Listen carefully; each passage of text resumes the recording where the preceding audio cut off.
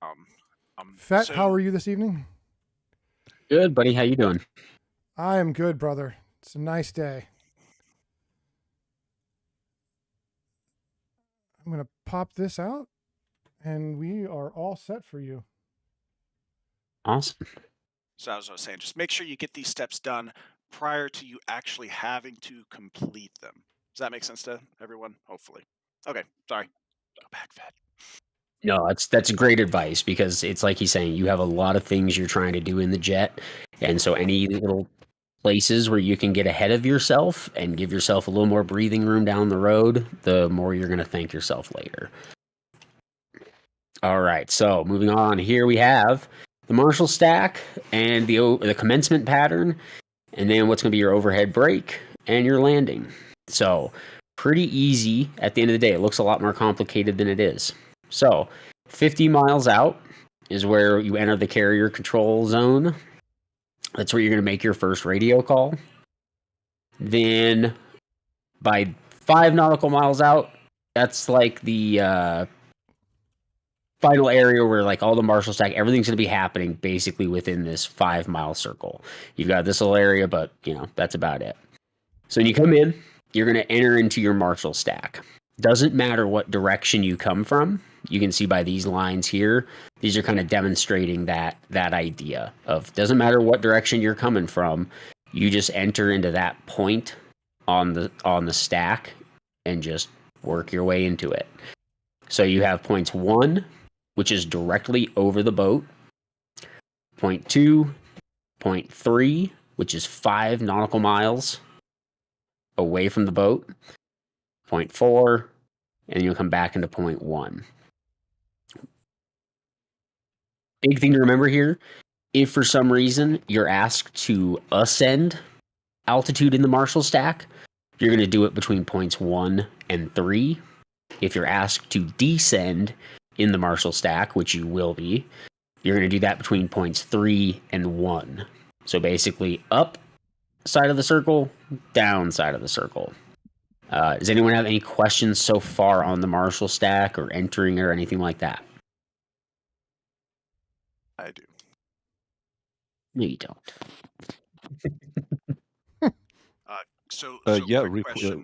Me too. Go ahead. Can I briefly remember the ascending and descending between 1 3? It's I descend where I also enter the groove and hopefully catch the wire. This is between 3 and 1. That's where I descend, right? Yeah, and that's not your commencement. That's just when we're up in the Marshall stack. In the stack. But this is where I can remember. Like, it's where I descend. It's also where I hopefully gonna touch down then after I commence. Oh, yeah, for sure. It's the same area. Yeah, I see what you're saying. Where you're going to be descending here.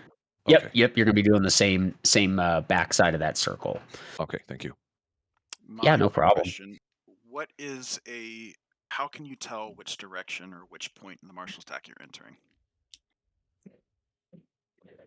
Basically, you're going to be doing that based on your navigational aids, which we're going to touch on a little bit, I believe, later in this slide. But you're going to have the TACAN set. Marshall's going to tell you your base recovery course. So you're going to have all that stuff on your HSI, clear and visible for you. So again, like point 1 is right over the boat. Point 3 is 5 miles away from the boat. And if you look, we have boats positioned pretty much I don't think we have it right here, but we have one, I know for a fact, right here. So there's a boat 5 miles abeam from the carrier, and that's your point 3. And then other than that, it's just a matter of just gauging your distances, unless you have a better method for me, Hornet. So that's how I do it. That's good. Yeah, I pretty much eyeball it, because by the time you get in here, you might be off a little bit, but it's a short circle. You're going to get yourself realigned, over one of these 2 points pretty quick. All right. So I don't want to go over the radio stuff quite yet. We'll just continue with it after the Marshall stack. So you've been circling around for a while. You've entered. Eventually, Marshall's going to come back and tell you that your signal is Charlie.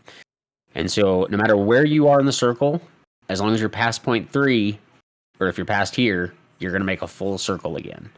If you're right here and he tells you your signal's Charlie and you can get yourself situated, and go for it. But otherwise, just go ahead and make a full circle. It's only going to be a minute or two out of your life. Come back around. And right before you get to point 3, this is where you're going to exit the Marshall stack.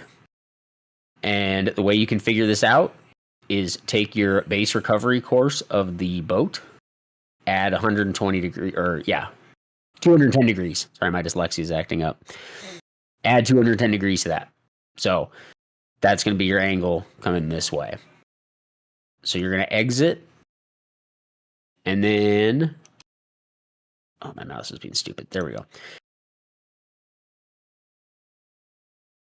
All right, so you're going to start here. And mind you, in this whole circle, I should have said this. You're traveling about 250 knots this entire time. And we'll show you with some visuals how to like maintain your bank angles and stuff to keep that circle nice and tight. But your speed's going to be at 250 throughout all this. So then as you exit out, you're going to start descending down to 800 feet. And you're going to speed up to 350 knots. And you're going to make sure your hook is down by this point, but your hook should have been down well before this point, in my opinion. So, again, 210 degrees to your BRC, exit at roughly 0.3 of the Marshall stack, descend to 800 feet while you pick up speed to 350 knots, hook down, and then you're going to be doing your overhead brake. And for anyone who's been doing their lessons in the Hornet School knows that's the first thing we teach you is your overhead brake. And that's why, because it all gets used on the carrier. So you're going to maintain 800 feet, 350 knots until you get 1 mile past the edge of the boat. Like there's the boat. You're going to get 1 mile. We'll read on your TACAN, and you're going to go into your brake, which, just so everyone is clear on it, full idle, speed brake out, bank left, drag that velocity vector across the horizon line. 250 knots, you're going to drop gear and flaps, trim for AOA as you get onto your downwind, descend down to 600 feet, and then right as you get a beam of the boat, which is right as you're going to see the back of the boat appear. And some guys I've talked to actually do it just a hair before that. Some guys I know do it a hair right after. But I think if you just do it right as the fan tail of the boat appears, that's when you're going to bank in and begin coming in for your trap. So you're going to bank in. And by this point, you're on AOA. You're just, about 140 knots. You're going to pick up a little bit of speed here. Bank in. And you should be rolling out into the groove at no further than 1.2 nautical miles out. Once you roll out wings level, that's when you're going to hear from the LSO, and then he's going to talk you down the rest of the way. And then once you hit the deck, wings up, get your hook up, get the hell out of the way. So, some better pictures kind of show you the Marshall stack and everything, just in case there's any issues with like where you commence or anything. I know I just spat out a lot of information those last few minutes. Does anyone have any questions on those?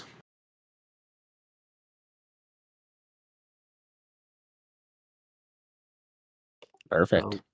We'll be flying in like four planes formations, or how is going to be done? No, we'll probably. Yeah, if you guys want to pair up and go in as flights, that's great. I just want, my big thing here is if people haven't done it before, I want you to do the whole thing. When you fly as a wingman, you're not doing any of the radio comms. You're basically just flying formation the whole time. You still have to land and trap and, do some hard work, but I just want to make sure everyone's like actually learning as much as they can. But that being said, if you guys want to go up as a flight, if you're new and you're just worried you don't have the skills to do it by yourself, feel free. I'm not going to tell anyone they can't go up as a flight. So you guys decide how you guys want to attack this. I think you're right. Yeah, I think going solo will be better for learning for sure. Yeah, and don't be afraid to mess up. Truthfully, we're a training server. You guys are new. No one here is expecting perfection from anyone tonight, except for the guys from over at One Actual. I expect perfection from you guys. But from all my trainees here, though, you guys are like, we get it. You're new. This is a lot of information we're throwing at you. I don't want anyone to go into tonight like overwhelmed in any way. Worst case scenario, you make some mistakes, you crash, whatever. You know, it's a training night. Don't hold yourself to any ridiculous standard or anything. Most important, have fun. Just have fun. Because I mean, that's why we're all playing this in the first place, is to have a good time. So don't put yourself in any kind of like mental stress over any of this. Have a good time. You mean we're not real fighter pilots going to war? It turns out we're not. Damn it. This I know delusion going on. I know. My psychiatrist is going to be so depressed. Eric, I do have a question for you. Yeah. So when we're in the Marshall stack, so obviously we're each layered at 1,000-foot intervals. How much deviation, can we try to hold to? I mean, 100 feet, 200 feet is like, oh my God, 50 feet, is that too much? What kind of deviation? I'm going to tell you what Hornet told me back in the day, because I asked that exact same question. And he said, realistically, you're new, you're learning, you're probably going to deviate a little bit. But realistically, like how you should be doing it ideally is if I tell you should be at 2,000 feet, you should be at 2,000 feet. If you're off by 10 feet, 30 feet, not a huge deal. You've got 1,000 feet intervals in there. That's why we space people out, to give them a little bit of room just in case. But you should be ideally always aiming for perfection. Shoot for that number I give you. Realistically though, we'll say 50 to 100 feet. Guys are new. You're going to have some issues, maybe with your autopilots, what have you. Just try to keep it as close as you possibly can. Hornet, what would you say? Oh no, just like when you're within that Marshall stack, plus or minus 100 feet. Anything more, and that's a massive hit for points when you're doing our CQs. So, one point I did want to add, right? It's kind of what I call the roller coaster. When you're exiting that Marshall stack, everything happens really, really, really fast. Okay, so your ultimate goal is to be at 3 miles behind the boat, lined up on the BRC, 800 feet, 350 knots, right? Hooked down. I did some initial. So, how we get there, right? We can take our time, right? We don't immediately have to descend to 800 feet, but as soon as you leave that stack, boom, it's time to descend. So as you are descending, right, you're coming out of the stack at 250 knots. You need to get up on power, right? You're nosing down. That's going to get you power. Don't worry about hitting speed first. Let's worry about exiting the stack and getting that altitude first, right? First thing you're going to do is nose down. That's going to start bringing up your speed, right? So as you are looking at, starting that arc should be no more than about 7 miles.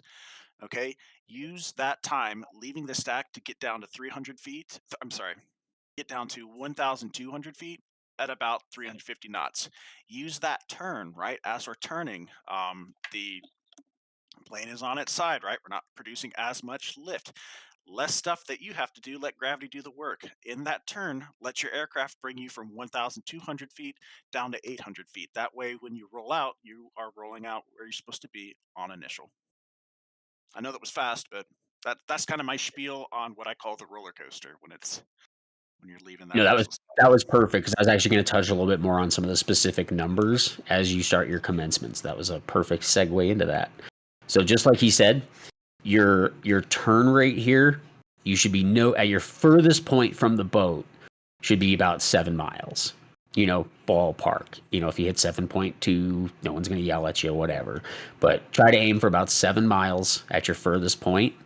So you're going to come down. I usually at about 6.5 is where I bank in, and then just try to hold that 7 miles. As everything he just said is totally accurate. Let gravity do the work for you. Let the speed build up as you come down to that 800 feet. You got plenty of time before you're at 3 miles behind the boat. And that's, again, we'll go over it more in radio calls, but that's where you make your initial call. And that's where you're getting ready to enter the overhead brake and basically beginning your landing procedure. This is kind of like the last point of you know, you getting told to do something else before you just go ahead and begin your Can your I add overhead a, break and landing. can I add a point here? Yeah, absolutely. So the reason that arc and that distance is important is the same reason your speed is important. It's all about timing. The person that's going to commence behind you, if you cut that short or go long, you mess up the interval. So it just keeps the stack nice and smooth.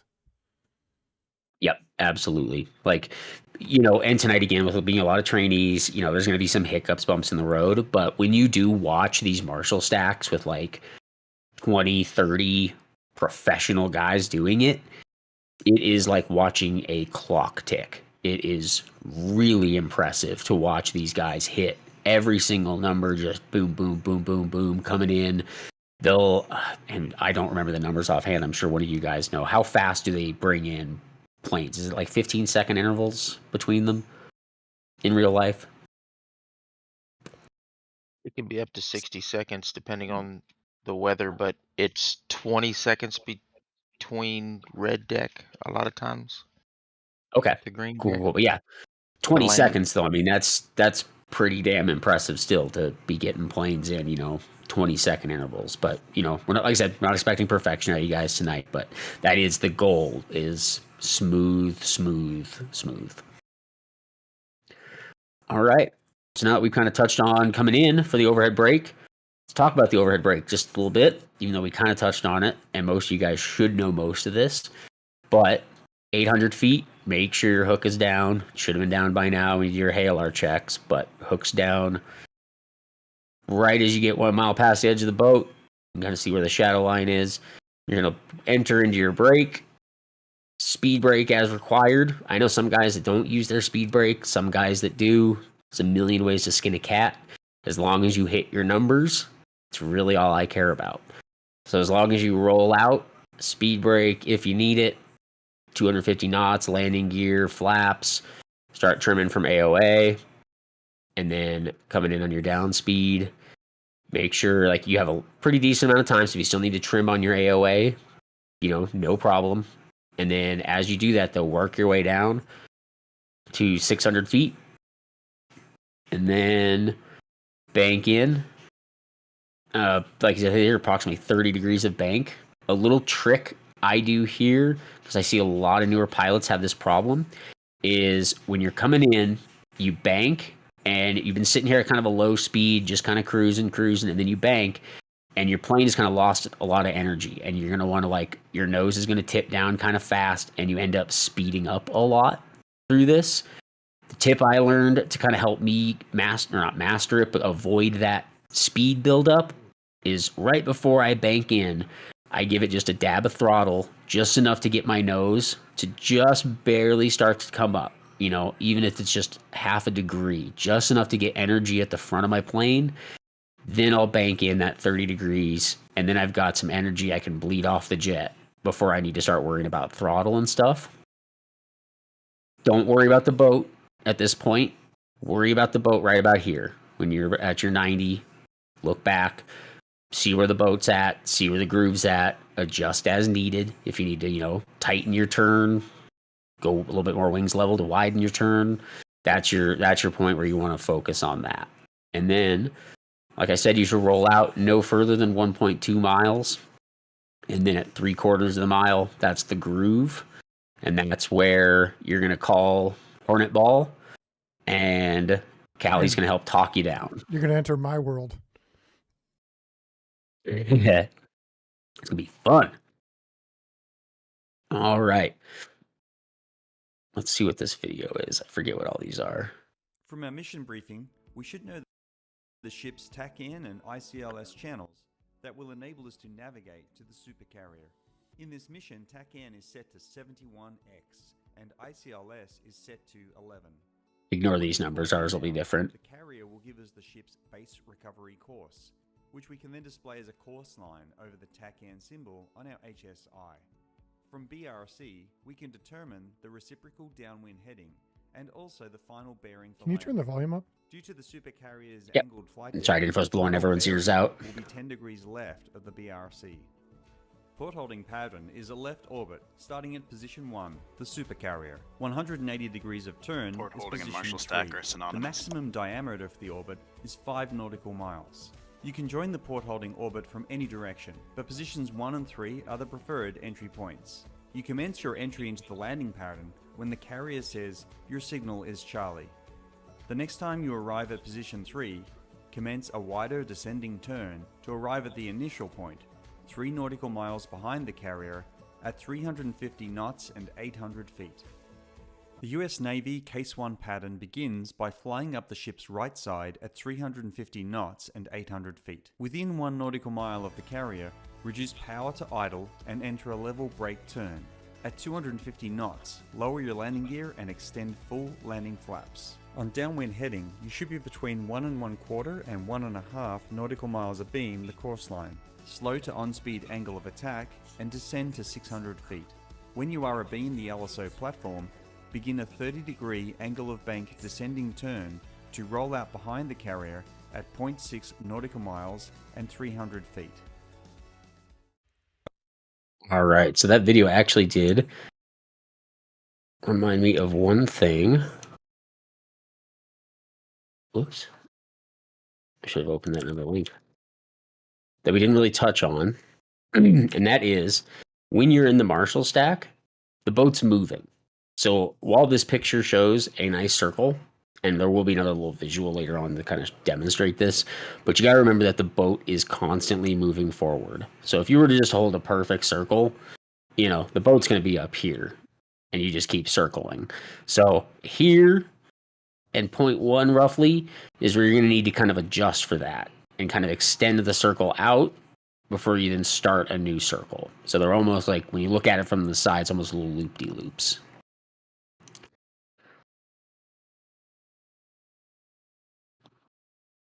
All right, so here's showing. One Okay. real quick point. I know you just closed out that video. When Wags, I can't remember, I don't know if it's Wags or whoever, but whenever he talks about rolling out behind the boat, that last few, like 3 seconds, you can really see how the boat is moving forward as you are starting that turn, right? So it always is going to feel unnatural, and it's always going to feel like you're turning too soon.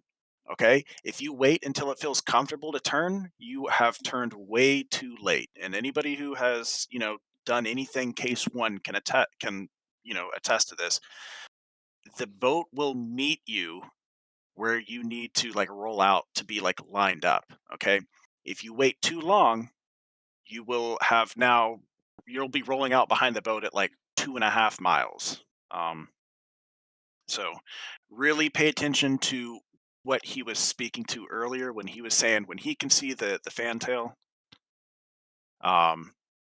that's when he starts his turn. Again, you're going to turn a lot sooner than what you think, but you're actually turning at the appropriate time to turn. Yeah, and if you notice in his video, he even says he turns at the LSO platform, which is a hair before the fantail. So that's giving him, a dab earlier than a lot of people. So there's like I said, a lot of ways to do this. Just be close as you can to those like accurate places. All right, and we're back to this because Hornet did just touch on a really important thing with the boat moving and that feeling of you're turning too early or too late, whatever. The reason that when we teach you how to do the overhead brake, we do it over an airfield and we make you extend to where that's 45 degrees behind your wing when we're practicing it is to simulate the movement of that boat, because coming down extra makes it feel, it'll come out as if the boat had moved. So that's kind of why we teach you to do it that way. This one, I believe, is just basically showing you your TACAN and how it should look when it's all set up. Should have the TACAN entered in, and it's going to be showing you what bearing, distance, how long till you get there, what the TACAN code is, and oh gosh, I'm drawing a total blank. I just learned what this was the other day. I remembered what it was. What's this number? Anybody? That's your fuel state. Thank you. I learned it, forgot it, and then relearned it the other day. This is your fuel state, so it's a little good aid to help make sure you're not going to run out of gas while you're doing this. Can you go back to that really All quick? right, the groove. So the Eiffels Can you- improve sorry, Fresno. Can you go back to that picture really quick with the HSI page? Yeah, absolutely. The bottom right where it says 4.2 C cell. Anybody know what that means? Yes. That is your distance from the course line to the carrier. So your TACAN is reading your distance from you in a straight line to the TACAN. All right. That bottom right number should read somewhere between 1.1 and 1.4 when you're at the LSO platform. That means that's your distance from the carrier. If you use your TACAN, that distance is not going to be accurate. So that C-cell distance over there is one of the number one tools I use when I'm getting set up to turn into the deck. That gives me a consistent place to turn from every time, and it makes it so that I'm where I need to be in space. Any questions on that? Because that's a really critical tool. Yeah, just to be clear, it's a straight if you drew a perpendicular line from the course line to your jet, that's the distance of that perpendicular line. Just to be clear. So it's going to be way off from the TACAN in many cases. You will have two different numbers. Yes, your TACAN. So drawing a line from your plane to your TACAN, that is that number he's pointing to, 11.1. Drawing a line from the intersection, that like the closest, I don't know, tangent of your aircraft to your course line, that is represented by 4.2 C or 1.2 C or whatever. That's and if you see your TACAN, or not and TACAN, you can see course line. So the course selected is 236. So you can see, obviously, it's pointed at 236, and that's that 4.2. What he's trying to show is that shortest distance to you and the course line. So I could basically adjust my bank angle for the 90 based upon the C-cell course. If it's way above 1.2, I would have to bank less to the left. Yes. So your wind and your distance and your weight all do that, but that's really hard to get into. I would just pick a standard and start adjusting to it at the 90 when you look. And then if you want to refine it, you can. But yes, you are correct. As an advanced tool, using that distance, your weight, and the wind conditions can all help you dial that in. But that's really advanced. All right. Well, and even though a good way to use that course line, though, is right here when you're coming down on your downwind. Yep. If you can use the TACAN, but again, it's going to be slightly off. It's going to be a little bit different when you're up here. It's going to be a lot different when you just enter the downwind. Yes. So once you double.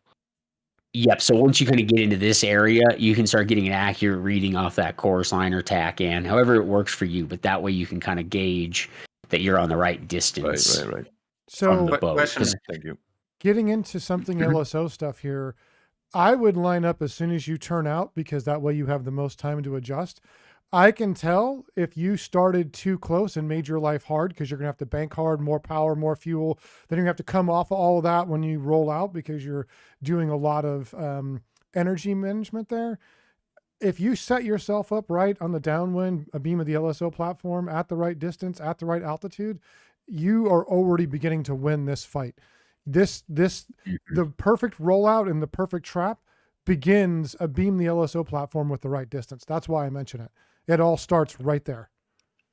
And again, just to reiterate, sorry to cut you off, but to reiterate, fly ahead of your aircraft. This I can't say it enough. Do steps 5, 6, and 7 when you're on step 2. That way, 5, 6, and 7 are already done. But is this? Does anybody have questions? Because this is a really important point that can really help dial in the difference between struggling and maybe you struggle the first time and you're like, oh, I had too much bank. You do the same exact thing again in the same conditions, and you can start learning that. And then when you get even more advanced, you can adjust it. So this is a really important point. If you have questions, we should really ask them and talk about it.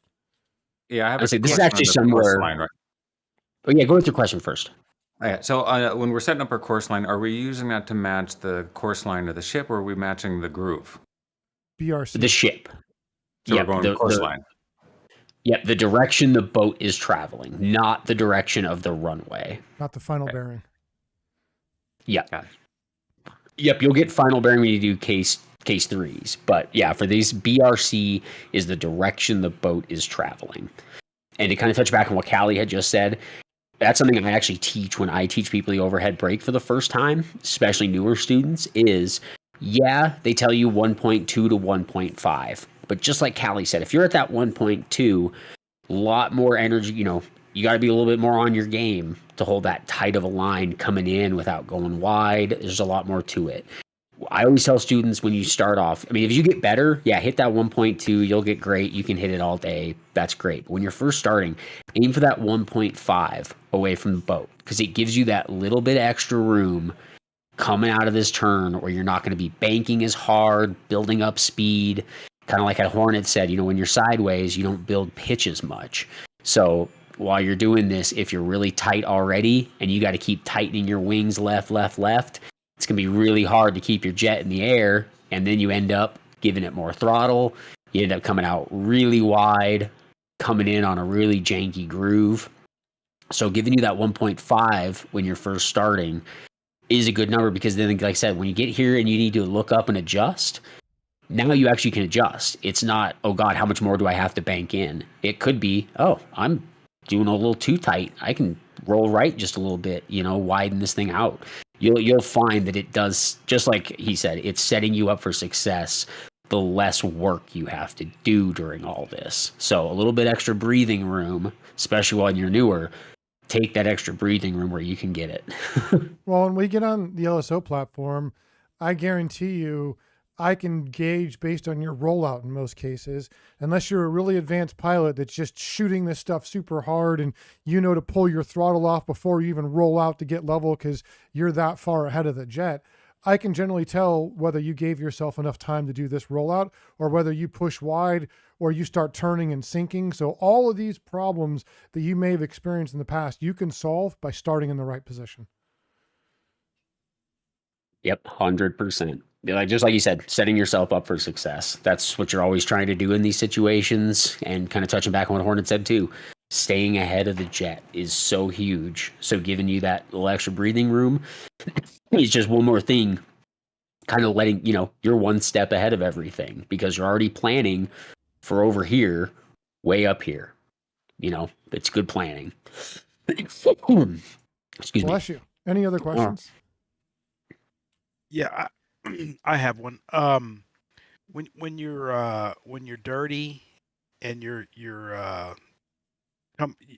when you set in your trim, what trim setting is it? Is it just to get the E bracket into the velocity vector, centered, or is there a certain degree? Just centered. 8.2, but if you center that velocity vector on that E bracket, that's 8.2. Okay. The jet's doing all that stuff for you. You just got to put the thing on the thing. Yep. And one thing, at least this happened to me when I was learning. Again, I don't know everyone's level of skill here, but don't start trimming too fast. Make sure your gear's down. If you start trimming too fast, I've had it where it gets really wonky on you. So just take your time, do your steps. It's not a race. And then, wait to hear those gears fully down, then start trimming, and you should have no issues with it. All right. Any other questions before we move on to the datum lights? Yeah. Actually, so this is my first time here, so I don't know about your server we are going to be flying in. So, do I need to have a clean client for your server, or because if Nope, I play with Helios, which makes it so I can't get into anyone who uses their security stuff. So we have all that stuff turned off as long as you aren't cheating. All right. Can you cheat a case 3 or a case 1? I mean, I'm sure there's a bot somewhere that'll land it for you. Yes, you turned the crosswind all the way up to the same speed of the Hornet to fly AOA. 142 knots across the deck, and you can just hover it down, VTOL. Now, you know what? That's a challenge. Tune in next time. It was fun. All right, so the datum lights. This is what you're going to see when you roll out into your groove. you're going to see the green lights. And ideally, if you're in the right position, you're going to see the meatball. The meatball is going to tell you if you're high or low in relation to where you should be. The green light is basically like your center point. You want to keep the ball right here as best you can. If through your entire descent, that ball stays perfectly in the center, you're going to trap every time. Like, if you get high with it, don't go trying to chase it around either. That's a lot of people's folly, is they see a rising ball and they, try to like, oh, I'm high. So they start cutting power too fast. Just ease it back in. Just don't overreact to it. Just ease it back where you want it. Follow it down. And you're also at that point going to have Callie talking to you. He's going to be, I'll let him give his whole spiel and everything, but he's going to be telling you, come left, come right, power, cut power. You're low, you're high, whatever it is. So you've got a lot of tools at your disposal on your last little bit coming in. And the most difficult part of all this, which is the trapping itself, you've got a lot of tools at your disposal and a lot of people helping you to do it. So pay attention to the lights, ease yourself in, and you're going to be golden. But just to be technical, the data lights reference line for the correct 3.5 degree glide slope if the ball is in the same horizontal plane. The meatball moves up or down based on the pilot's relation to the glide path. Wave off lights, the red ones, flashing lights triggered by LSO to command a go around. And we'll touch on wave offs later.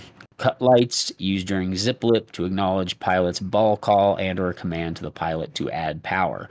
We're not going to be doing zip lip tonight. That's for, the more military type guys. Zip lip is really fun though. It's very challenging, but very fun. And we're going to go over some things here later, unless you want me to cover them now, about what I'm going to talk to you about in relation to this ball. Yeah, go ahead and do it now, because we're kind of in that spot. So I think that's a great time for you to kind of talk them how you're going to talk them down. Make it sound like I'm going to talk them off a ledge. I guess it depends on how bad the Marshall stack and everything was, right? Yeah. Okay. So I think everyone on the planet. Oh, I need to share my screen with you guys here and not just in my stream. 1 second. Screen 2. Okay. Now I got to bring this back up. I think everyone has seen this document that has a lot of really good information. I think this is pretty much a standard throughout the community. If you don't have a link for this, I would ask for it. I believe it's in the documents I saw for the Hornet School. Is that correct? You guys have it? Apologies. I think we do. If not, though, remind me, and I will for sure get this up in our training record or training resources for you guys. Okay, so what we're going to do today is we're going to skip down here, and we're going to go to rules to live by. And this is really some information that has helped me dial in. Now, for those that don't know, I fly DCS all the time. I don't really hardly play any other video games. I have issues. So if there's a DCS Anonymous out there, I probably should be the founding member. And, it took me a long time to really get comfortable. And now, going into a flight, I think what can happen a lot of times, and when you're new, your concentration is so high on certain things you can forget. But if you can take a couple of these rules and start applying them to that last little bit, which is probably the most stressful moment when you roll out and now you're got to get your radio call out and what is my fuel state, and and you're trying to get all your things lined up. Take a moment and really think about how you're doing it. And this is what that is going to do. So I'm going to read each of these and I'm going to discuss it a little bit from the LSO's platform with my experience, which, given I'm not a real LSO, I just do it a lot and I kind of have my technique, and I've helped a lot of people who are struggling get on deck. So hopefully I can do a good job. I'll probably learn some stuff from you guys, but let's go through this. So never lead a low or slow.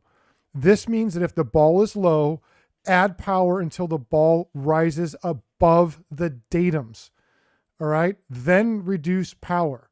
Never reduce the power before that point in anticipation of the ball rising above the datums. All right. So when you're low, right, Never lead that ball rising and say, oh, I think it's going to get there. Let it rise up a little bit and then pull the power back. Any questions on that at all? Any concerns, or does that anybody not understand that? That's the best explanation I've heard of that. Thank you. I think it's really important, right? Because you don't want to reduce power too much. Then you got to jam power again. You're going to say your ball call because now you got to get that out. And what's my fuel state? And all of a sudden you're boltering, you're hearing wave off because you're in the wrong position, right? So can I interject a kind of a question for your comment on that? Because you just said that when you get in that situation, you're going to hear a wave off. And this is something that I think any pilot should, virtual or otherwise, should have in their head. There's a word I would call a safety word, and it's wave off. What should we do if we hear that word wave off? We're sitting there lined up in the groove. We're focused, man. We think we got it lined up. We hear that word wave off. Yeah, and we need to talk about wave off and Hornet at the groove and Hornet at the 90 wave off. We'll get into that. But sorry, go ahead. Comes a little later, but yeah, it will be covered, Clutch. Yeah.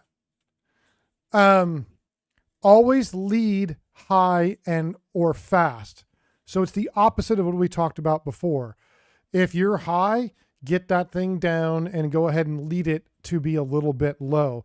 So if you find yourself this is basically the opposite of the above. With a high ball, add your counter correction early in anticipation of the ball coming down. Same for the correction from a fast back to on speed. Any questions about that? Does that make sense? Okay. Yes, sir. I want it to be a tool in your guys' toolbox. So I hopefully we can get that incorporated a little bit. When low and slow, fix the low, then the slow. You don't want to hit the water, right?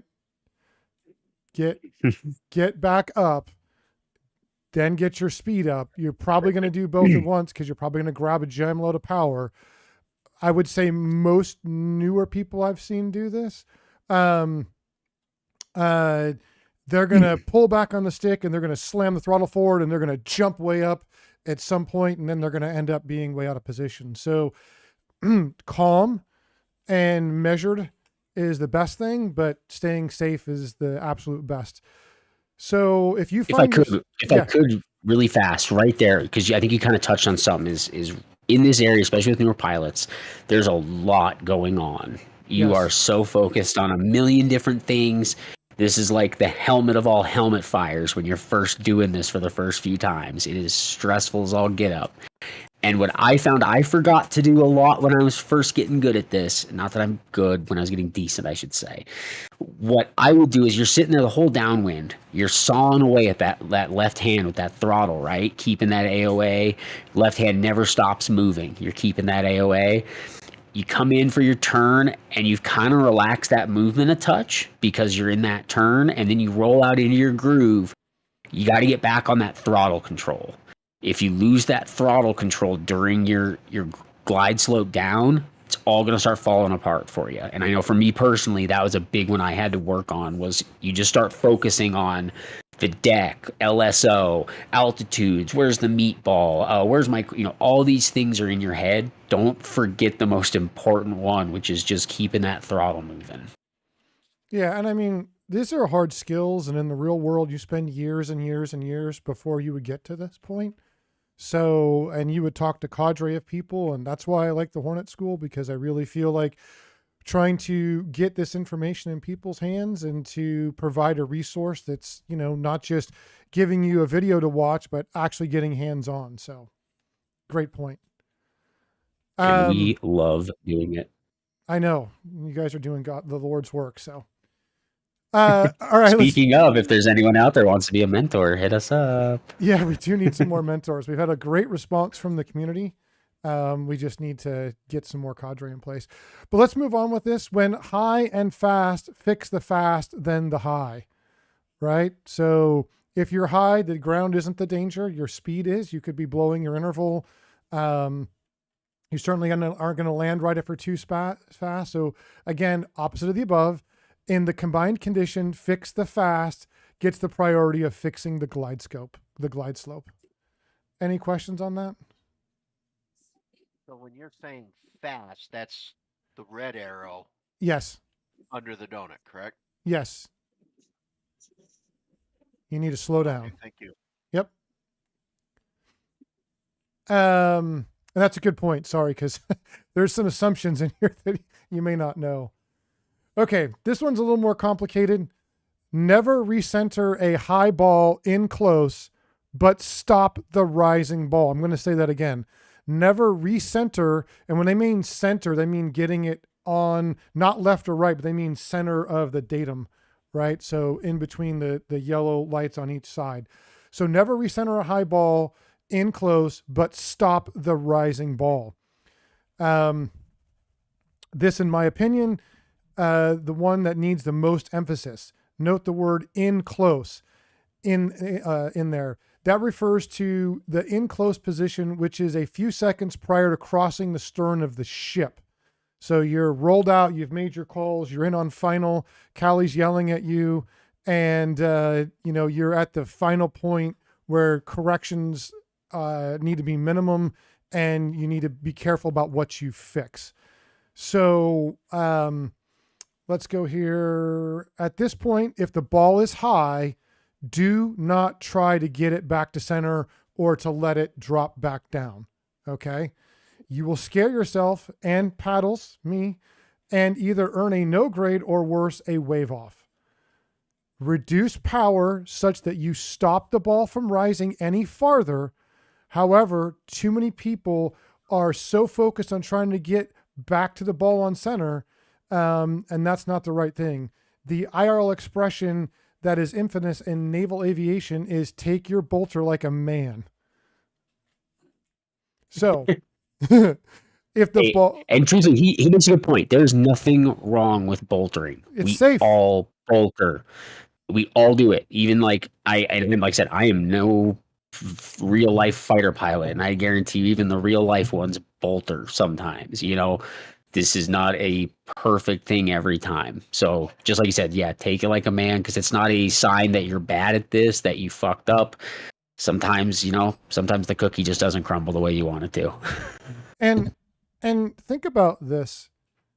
And this is another point, that a little bit of a side note, but everyone here came to the Hornet School to learn more about the Hornet. And I love that.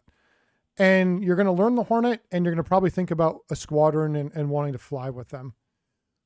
When we go out and do, close air support with a real world JTAC, and they're giving us 9 lines, and the comm flow is so heavy, your brain is overwhelmed. By the time you get back to the boat, you may have spent all your concentration dollars, and you may have done a good job in the AO, or maybe you did a strike mission or something, but a lot of your squad mates didn't see it. They're going to see this. But you know what they're also going to see? They're going to see you take a bolter and wave off, recenter your mind like an athlete makes a mistake, and they know that happens. It's normal. It's okay. Recenter your mind, forgive yourself, move on, and get back to, what did I do? How can I fix it for this next pass? Because what I don't want to see is you blow up in the back of the boat. And I've had people do that. Right? Yeah, and it's a good point. Like when and if, hopefully everyone here continues on with their training, goes through and gets your wings through us. But when we do our carrier quals, just like a lot of squadrons do carrier qualifications, you'll get a few amount where you can bolter or get wave offs before, it starts negatively affecting your grade. But like, not to, drag it on, but when I did my CQs, I screwed up my maximum amount of screw ups pretty much right off the bat, and then the pressure was on.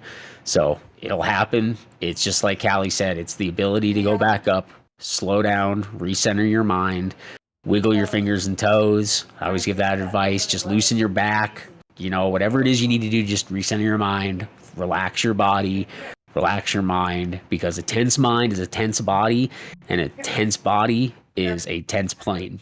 So relax, easy movements, just refocus yourself, just like Callie said. Yeah, mistakes are okay. You know what I mean? I'd rather you wave off. I'll be happy if you wave off versus if you slam into the back of the deck. Totally happy. And that being said, if you slam in, it happens. We don't want to see it happen, but it'll happen, eventually. But people on the stream, yeah, we'll do our best to keep you from. That's true, but we're going to do our best. We're going to do our best to keep everyone alive. Last week we only lost one, and I think that was it. We got everyone else down on the deck, so that's our goal tonight: is to get everyone down. All right, let's finish reading this. If the ball is high while you are in close, it is far better to bolter than to make a large power off correction to try to salvage it. Paddles will be much angrier if you try to recenter the ball to avoid the bolter. I can't emphasize this enough. Boltering is vastly preferable to catching a wire if catching a wire means a big play for the ramp. You do this, you're probably going to drop shorter than you think. The ball coming off that glide slope happens really fast, and you can ramp strike or drop in before the wires real easy and bolter anyways. So much safer. Any questions on this? I'm happy to take the moment here to talk about this in depth. Yeah. Is there any way to tell if my caging the HUD velocity vector is caged or uncaged, and when am I going to do this and how? So that is your FOV button, is that right? No, is that the opposite? I gotta remember how I have mine bound. It's your cage uncage button. You're right, it is cage essentially uncage. you want to. I don't know which term means. Caged means it's caged to your velocity. Uncaged means it's not caged to your velocity. I can't remember, but whichever one displays the floating velocity vector, right? That's the one you want to be in. You'll have like a little ghost velocity vector kind of off to the left, off to the right. If it is, if you are forcing your velocity vector to stay at the center of your HUD, you will have that little ghost velocity vector. You don't want that. You want the true velocity vector, right? And something to touch on, and I can't say it enough, Callie can't say it enough, is this never recenter a high ball in close, right? Do not dump power at the ramp to catch a wire. I guarantee you, you're going to ramp strike, or you're going to go off the end of the boat, because what are we supposed to do when we trap? Full afterburners. What's the wait time from flight idle to full afterburners? That's a few seconds. It's about 2.5 seconds. All right, that's 2.5 seconds you don't have when you're about to go off the end of the boat. So don't dump power. Don't dump power at the ramp, please. Okay, that was. And we'll see it. We'll see it. Where me and Callie are in the spot where if you do that, it's gonna be clear as day. And just like Hornet said, power. Yeah, you're gonna hear that. Yeah, and just like Hornet said, you're not gonna trap. That's the. It's a siren song of failure, as I like to say, because you think that, well, if I just get down in time, it'll be fine. Except your hook is gonna bounce. So your hook's never going to hit anything if it's bouncing around. So that's why you don't want to do that. Just like we're saying, just take your lumps, fly back around. And so Irish is saying in our chat here that cage means stays in the center of the HUD, which I do remember, and uncaged follows the true velocity over the ground. I know that if there is a crosswind and the thing is too far off, I will center it until I turn. Once I start to roll into that turn, abeam the LSO platform, I'll uncage it because I can't have it at that point. And as far as like a visual cue as to whether it's on or if it's caged or uncaged, I don't think there's anything that, lights up or tells you, but you will see that ghost velocity vector and the entire ladder slightly if there is a crosswind. If there's no crosswind, you'll basically just hit that button and it's like nothing changes. But if there is a crosswind, you'll immediately see your imagery in the HUD shift to whichever direction the wind is. Yep. Or coming from, rather. All right. This next point I want to make very, very, very strongly. I don't care if you make a 2-wire or a 3-wire. It does not matter. A clean OK 2-wire or a clean OK 3-wire or even just a safe trap in a 2 or a 3-wire is your goal.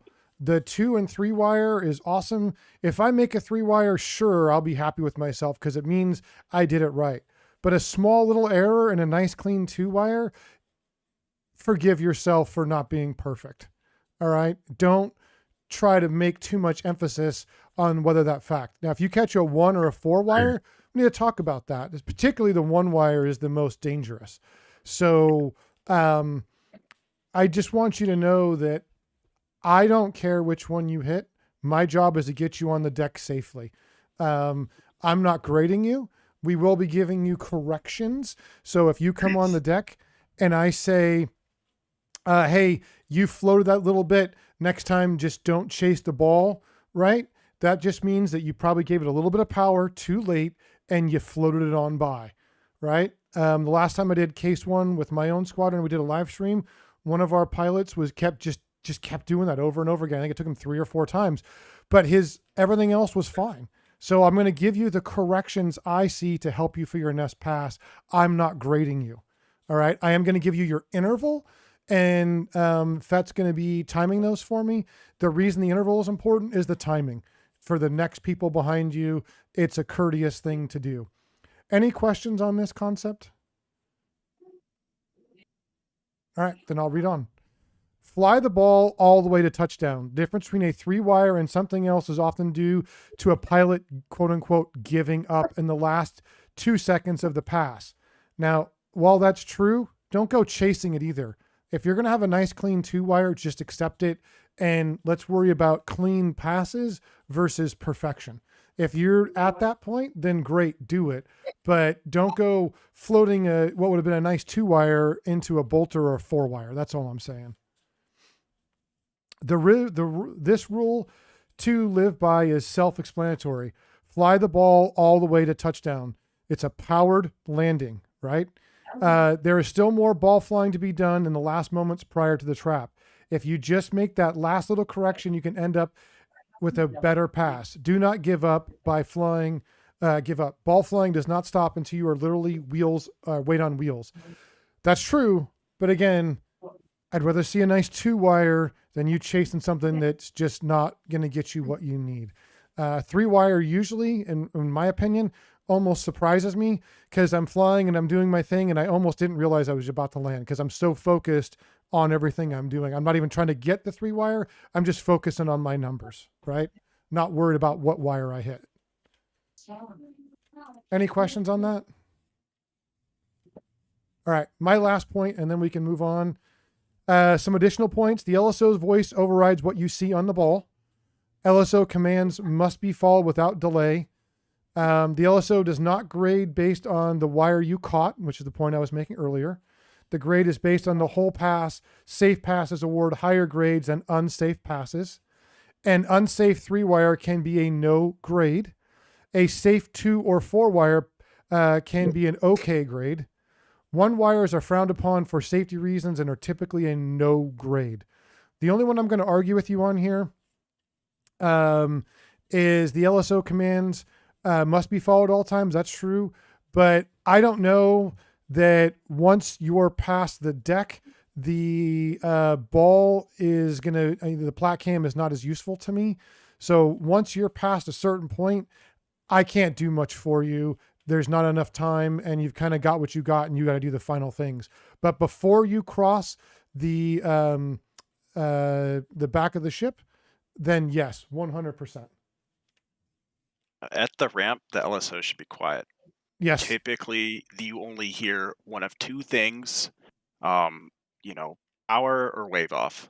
And that dude is probably shouting power if he's saying power at the ramp. Yeah, just, at some point you have to take over being your own pilot. So, like you said. Yep. Anyhow, Clutch, did we get your question? I can't remember now because it's been too long ago and I had too many points in my own mind. Did we answer your question?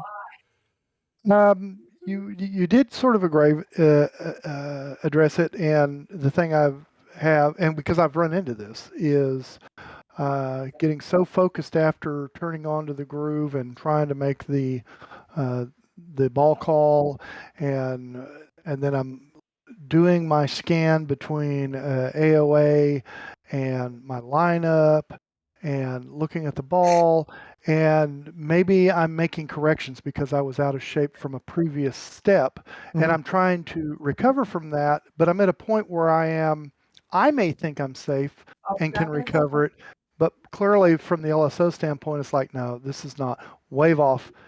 Yep. And Well, the that needs to be LSO, that safe word. When you hear that as a pilot, if you hear wave off, what's the immediate action you should take? I don't care if you think you're fixing. No, I got this. You wave off. It's simple. Exactly. our And we'll go over the exact numbers and procedure for wave off here pretty quick. We're actually almost done here. I know this has been a long class, but we are wrapping up here pretty quick. Yeah, sorry. I really wanted to cover this because reading this section really helped me, and I think, I guess I hope that it helps everyone here. So, any other? Yeah, I figure honestly, like, I want the class to have too much information than not enough. I'm always worried I'm sure we have missed on some stuff. It's a lot of information to cover, so I'd rather too much information than not enough. Yeah. All right. If that's all, if there's no questions, I appreciate you listening to me chat. I hope it helps, and I'm done with this portion for me. Perfect. So if y'all switch back over to my screen, and we'll do the last little bit here. So again, just a little visual representation. You can see ball high, ball low, ball very low. Don't be here.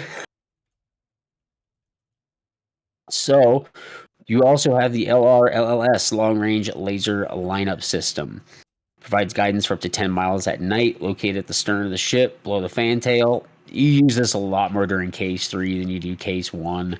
But that being said, you can still see it. It's nice to know what everything means. So basically, amber, you're dead where you should be. Red, you're left. If it's slowly flashing, you're far to the left. If it's really flashing, you are really far to the left. And then vice versa with green. It's a really easy system to use. If you have everything solid, you're pretty dang close to where you need to be. If you're amber, you're right where you need to be. So just keep easing it back in until you see that amber light, just like in the picture. That's what you're shooting for. But again, Case 1's daytime, you don't really have a lot of time to see this ball and use it to a lot of degree, so don't pay too much mind to this for now. All right. Everyone should basically understand angle of attack. We've already kind of touched over all this as we, on the downwind. But get your E bracket centered up on the velocity vector. You can see you're going to be roughly 140 knots, give or take, fuel levels, etc. Here's your symbology for the AOA indexer. Again, just like with the iFlows, you want that meatball. You want it lit up. That means you're right where you need to be. Green means you're high, or slow rather. Red means you're fast. So ease back and forward until you get that perfect little meatball in the middle. Quick pop quiz. Does anyone know what it means when it's flashing? Yeah, it means that your hook's not down. Yeah, that's right. That's what I wanted to say. Yeah. Yes, sir. So if you see you're on your AOA, and again, you should have your hook down by this point, but if you see it flashing, your hook is not down. And your angle, you want 8.1. All right. AOA is so important because the design of the jet. As it's coming in, that's its descent angle, obviously where the hook is, a whole bunch of math stuff that is way beyond what I'm good at math with. But if you come down, you're going to get a perfect angle of that hook path to the eye path. Everything is all lined up together. And you should, if you're doing everything just right and everything's perfect, you can see on the picture, you're going to get a 3-wire every time. Boom. All right. So, good little trick here because, again, you're coming into a runway that's moving. It's moving this way very slowly, but it's moving. So, aim for the crotch. We talked about that at the very beginning when we were kind of showing the deck layout. It's between cats 2 and 3. That's where you want to kind of aim for. If you aim there, it's giving you just that little bit of offset that you need to match the ship moving. And then this is kind of up to everyone. There's a few different points where people hit it. But where I do is as soon as I lose visual here below, the front of my plane, adjust and bring it over just a little bit. Not a ton. You still don't want to shoot right for the middle. but just ease it back in towards the middle right as you're touching down. Gonna be butter every time. All right. This is the part we noticed last week was the biggest thorn in people's side, so to speak, was the radios. Not a diss on anyone at all. Radios take a lot of confidence to feel good with using. That's something I always teach students here. Confidence. So much of this game is just confidence. You can teach yourself to do the numbers and all the fun stuff all day. Having the confidence to go out and communicate them is a whole nother thing. So checking in is at 50 miles. We do 55 just for the sake. Gives you a few extra seconds to kind of get ready. What I do is at 55 nautical miles, I check all my stuff that I need to know, and I run my radio call in my head one time. And then by the time I've done all that, I'm pretty much right at 50 nautical miles, make my radio call. That being said, if it starts to get a little crazy and hectic out there tonight, a lot of people coming at the same time, doesn't hurt to make your call. You know, if you're at 55 miles, 60 miles, it's not going to be the end of the world as long as you just find a spot in that dead air to squeeze in. That's totally fine. So set up, tune radio, tack in, and the ICLS of the carrier. Determine your bearing from the carrier, distance using DME, altitude in thousands of feet, and your fuel quantity. It sounds a lot harder than it is, but all you need to know is if the boat was looking at you, what direction are you from the boat? From the boat's perspective. We'll go over that in a minute, how to get that number better. Your distance from the TACAN, what's your altitude, and what's your fuel state. So pretty easy information to get really fast. And the way you're going to get your bearing from the carrier is if you're looking directly at the carrier, look at your HSI, what's the number that your tail is pointing towards? That's the number that you're going to give to the carrier. Can you actually bring up the HSI page again, or is that too far back? I'm sure I can find it. Yeah, right here. I'll tell you a trick that I use. Absolutely. So I'm going to look down at the jet at my DDI, and if this is me, I'm going to say I'm 010 from the carrier because my rear is pointing to about 010 dot, somewhere in there. It doesn't have to be perfect. The nearest 5 is probably fine, or 10 even. Just a general reference. Then I go to the HUD, and if you go up to the HUD and where the distance is, so you're giving your bearing from the deck to you, right? So marking mom's 010, 32 miles, right? So I'm going up. So I'm starting down at my DDI. I'm going up to that, and then I'm going up to my altitude for 6,000. Then you give your fuel states and all of that stuff. So essentially, I just work from bottom to from the DDI to the bottom of the HUD to the top. It's just my workflow. It helps me remember it. Yeah, it's a great quick point. One super easy way to figure out your reciprocal heading. Look at your HSI. What's the direction on the outside of the compass rose that you need to fly to get to your TACAN? Where's that? You got a giant triangle. What's at the opposite end of that line? A little rice grain. That little rice grain shows you your reciprocal heading from the boat or the TACAN source. Actually, I made a mistake there. You're correct. That little piece of rice or whatever does it.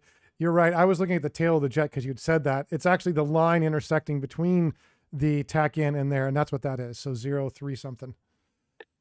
Yeah, that's your easiest way to do it. I always just teach the tail just because it's a nice visual, easy understanding of what we're looking for. But yes, there is that rice grain that will appear off of your TACAN and stuff to show you that course line that you're shooting for. So if you're coming in, look for that rice grain. That will help you.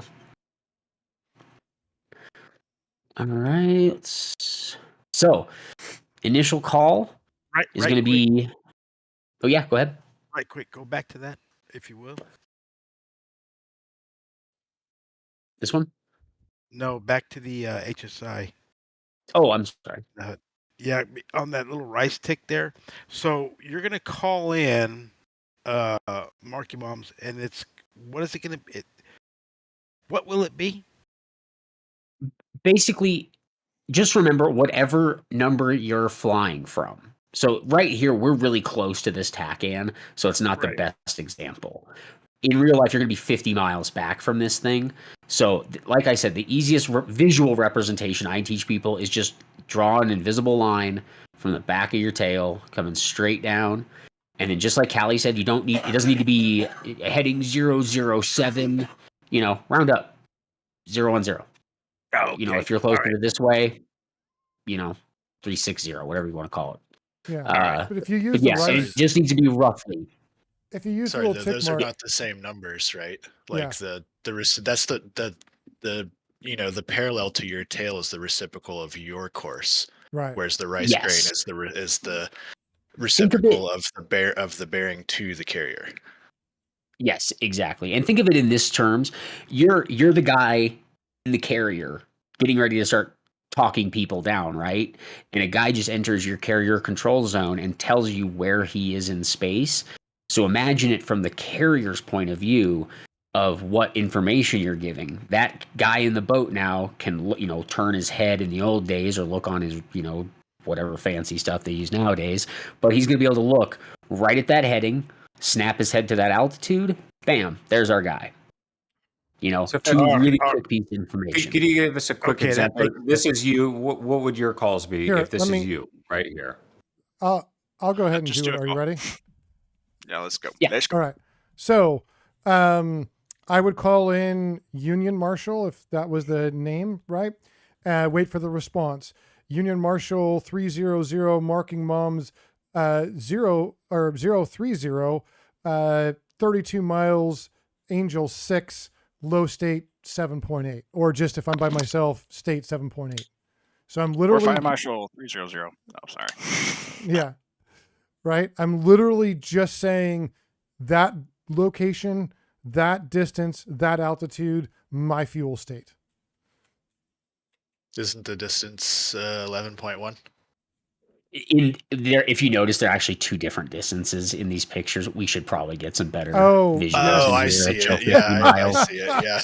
Okay. This one here, you're at 31.8 from the TK. Yeah. Get one that's consistent. That's how I train TKR. Yes, this is a little confusing. I was realizing that as we were just talking about it. So, and again, we should be at 50 miles. So let's pretend we're at 50 miles. My radio call tonight's going to be the Warfighter Marshal. So it's going to be Warfighter Marshal 457 marking Moms 030 for 50, Angel 6, State 15.0. So again, all we're giving them, where we're coming from, distance, altitude, and fuel state. Do we give our in-session modexes or in our server modexes? So in my case, is whatever's consistent for you. Whatever we see in the game, like whatever you have entered in as your multiplayer name, is what we're gonna see on the map and stuff. So if you can make that as consistent as you possibly can, that would be great for the controllers. I know they will greatly appreciate it. Yes. And if you don't have a modex, go ahead and give yourself one. Just right click on your name, change your I already have or one. go to multiplayer. Shake it to curve that. Yeah. Perfect. And yeah, in the multiplayer, right before you join the server, just make sure your multiplayer name has a modex of some kind. That way we can, or just make sure we know it. But we'll get it all worked out one way or another. All right, so initial call 457 Warfighter Marshal 457 marking bomb 030 450 Angel 6 State 15.0. And then so again 401 108 Modex bearing from 50 is 50, 20 is 20, DME and altitude. 9.1 is 9.1 fuel state in thousands of pounds. Remember that on the radio 3, 5, and 9 can kind of be a little hard to hear sometimes, depending on your radio settings. So it's easier to say 3, 5, and 9er just to make sure people understand. Examples, and if you're going up in a flight, you're just going to give the low state of the person in your flight with the lowest fuel. So before you get there, ask everyone's fuel state. Whoever's the lowest, that's the number you're going to give, and you're just going to say who you're holding hands with. That's the only real difference. Oh, whoops. I went out of my fancy screen here. All right. At 10 nautical miles DME from the ship, check in with Marshall again. This is where you're just going to say 457, see you at 10. Ensure you're on your assigned altitude and speed by 10 miles. So you should be at your Marshall altitude going 250 knots when you get to 10 nautical miles from the boat. That one's really important. I know in my squadron, we're pretty loose. We're not like a real full-on milsim by any means, but that's one of our hard rules is by 10 nautical miles at your assigned altitude and at your assigned airspeed, which is 250. And perform your halar check. I've been taught by a few different people to do these at different places. This is a good middle ground at the 10 nautical mile. Some people do it at the 50. Some people do it later. At the very least, at your 10 nautical mile, do your halar check. Hook down, heat off probes, and the cabin as desired. Doesn't really matter on those ones, but make sure your pitot heat, all that's turned off. Your ACLS is on, anti-skid is off. That's a big one. Make sure your anti-skid is turned off. ICLS, make sure your lights are set up for landing, which should basically just be position light. Make sure that your landing lights are turned off for the sake of the LSO. Make sure your landing lights are turned off. Do you guys know why? Yeah, it's a good point. Do we know why? Because you have a AOA indicator on the front of the aircraft just above the landing light, and if the landing light's on, the LSO can't see whether your AOA index is orange, red, or green. Exactly. Absolutely. And to give you one more, like he said, you have a repeater. If your HUD, if that donut is blinking, what do you think your nose gear is going to do? It'll be blinking. Yeah, so it's like if all else fails and the LSO fails to see that you haven't had a hook by the time he sees you flying over the boat, yeah, it's just one more thing, one more tool. Yeah, hey, hook down, drop hook, wave off, like something. Yep. And just for a visual representation, this AOA indexer that's on your HUD is on the front of your landing gear. So Callie, as he's guiding you in, that's one tool he has to help bring you guys in safely. And if I see you cut power or raise power, that thing changes fast enough. I can not just see the nose, but it's a secondary indication. Yep, absolutely. All right, max trap weight is 33,000 pounds through 4 under specific NATOMS restrictions. Basic empty weight is 26,000 pounds, meaning that the max fuel at ball call is theoretically 6,900 pounds with no external stores of any kind. So if you have other stuff on you, you got to do the math. But tonight, don't go up with weapons or anything. Just go off with clean jets. And 6.9 should be your goal. Don't go dumping fuel before you get in the Marshall stack, because you don't know how long you're going to be there. You may be up in that stack for a while. There's a lot of people there tonight. I know last week, me and Shaker were up in the stack. We came in late, and we were up there for quite a while. We burned off a lot of fuel circling around. So never dump fuel. Yeah, if you absolutely, when you get way low, you're down at like 2,000 pounds, or 2,000 feet rather, in the Marshall stack, and you look over and you've got 10,000 pounds of fuel. Yeah, go ahead and dump off a little bit. Get down to 7.5 or something. Don't go crazy. I have a bad habit of over dumping, and then I look down and I'm at 3, and then I panic and got to get down. But I work good under pressure. Do you know how you fix that? I know the fuel turns itself off, but I have a button on my switch panel that doesn't turn itself off. Okay, so I always forget. So you said to bingo, and it still stays on at bingo? Yeah. Wow. Okay. Yep. That is a good point. If you set your bingo fuel and then you dump, it will stop dumping at bingo. So if you want, set your bingo to 7.2, 7.5, whatever, somewhere close as you're getting towards the bottom of your stack and getting ready to commence, and you're a little high on fuel. Set your bingo up a little higher, hit the dump, and then you can just set it and forget it. Unless you have it set to a button on your switch panels, in which case don't forget it. And then the last thing you're going to set is your radar altitude, typically set for about 370 feet. and that's for the groove start altitude. So right as you roll out from the commencement into your groove, you should be at 370 feet, and that's when your radar altitude should chime at you. And then, so you're flying in, 457, see you at 10. She's really not going to say anything back to you, or Hornet's not going to say anything back to you. And then once you get into the stack and you enter it, you're going to radio in, Warfighter Marshal 457, established in the stack, Angels, whatever your assigned Angels is, and at whatever point you entered the stack at. If you'll remember back, 1 and 3 is preferred. But that being said, if you have to enter at 2 or 4, it is what it is. But just say, Warfighter Marshal 457, established in the stack, Angels 2.3. Now again, now we know exactly where you are in space in relation to the boat.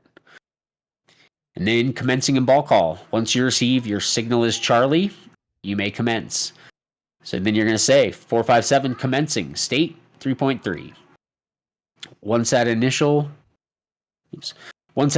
3 miles behind the ship, 350 knots at 800 feet BRC. That's when you're going to radio in, 457 initial. And correct me if I'm wrong, are we going to do the initial call on paddles? So you'll do your initial call on Marshall, and I will push you to paddles. You will check in with paddles before rolling in behind, the boat, calling the ball. That's how that's our SOP. If there's no comms between your initial call and your paddles call, it should not be a surprise for paddles when, basically we just want to do this because we get too many people calling the ball on Marshall. So you will check in with paddles. All right. So 457 initial, as you follow the landing pattern, ensure you know what your fuel state is to be ready for the ball call. This goes back to what Hornet's been preaching all night. Stay ahead of the jet. Last thing you want to do while you're flying in, trying to watch the meatball and that giant helmet fire I was talking about earlier, when you're in the groove, trying to do a million things at once. Last thing you want to do during all that is have to look down and see what your fuel state is. Do it before you get to that point, and just subtract, 0.1 or 0.2 off of it, depending on how far out you do that math. But that way you don't have to look at it while you're physically doing a million other things.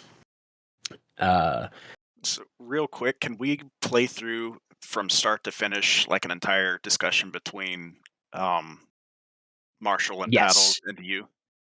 Yep, I wanted to finish this, and I wanted to do one demo because we didn't do that last week, and I think that might have helped. Just today, this shouldn't be an issue. It's daytime, bright as, shouldn't be an issue. But Clara means you do not have visual sighting of the ball. So if by 0.7 miles you don't see the ball on the eye flows, just radio in 457 Clara ball or Clara, and then your fuel state. That way, the LSO knows this probably ain't going to go well, and just to wave off more than likely. Clara ship, again, this daytime probably not going to be an issue, but that means you do not see any part of the ship, and at that point, the best advice is just to wave off. You're not going to be able to get everything back under control fast enough. Just admit defeat on that pass, take your lumps, move on to the next one. And then example of your ball calls, 401, Hornet ball, 3.1, and other planes do it, but the other one is the Clara, 457, Hornet Clara, 4.1. All right, understanding the LSO, I know we went over a lot of this, I'm going to go really fast through this, and they're pretty obvious. You're high, aircraft is far above the glide path. You're low, power, and he's yelling at you, aircraft is far below the glide path. You're lined up left, aircraft is far left. You're lined up right, aircraft is right. You're fast, angle of attack is too low. You're slow, angle of attack is too high. Easy with the nose, aircraft has excessive pitch rate. Easy with your wings, aircraft has excessive roll angle. And easy with it, aircraft thrust changes are excessive. Pay attention to the tone in Callie's voice. If he's just very casually telling you, easy left, you're low. You're probably pretty close and, minor adjustments. If he's yelling, you're low, power, power, okay, you need to really add power. Listen to the tone in the LSO's voice. It's going to give you a lot of clues. Most of this stuff we have covered. Your high, bring it down. Your high, work it down. Above the glide slope, power, meaning you're below the glide slope, so you're going to be obviously adding power. Again, power, power, power. He's yelling. You're far below and sinking rapidly. Easy with it, greater than 1 degree change. Following a power call. Right for lineup means you're left of the center line. Come left, aircraft is right of the center line. Notice that those two calls are different, so don't be expecting to be the same. Right for lineup, come left. Wave off, wave off, wave off. 2 or more of the above conditions are true at the same time for 2 seconds or more. So if a bunch of things are going on, it doesn't look clean, we're going to tell you to wave off. Wave off, wave off, wave off. Foul deck means another aircraft is still in the landing area. So if someone got tangled up in the wires for some reason, whatever, they can't get out of the way, we're going to tell you there's a foul deck. And bolter, bolter, bolter. Aircraft wheels touch, tail hook misses the arresting cables. Bolter just means, and you should be doing this anyway, full burner. Always be prepared for missing those wires. Get out of the wires. After a successful trap, raise flaps, wait for aircraft to roll back, then hook up, unlock the wings and fold them, turn off all your lights, exterior, clear the deck quickly so the next aircraft can trap. You don't want to cause a foul deck wave off, and then go to park as instructed or desired. Just so everyone knows tonight, for parking, we're going to go start parking at the end of Cat 1.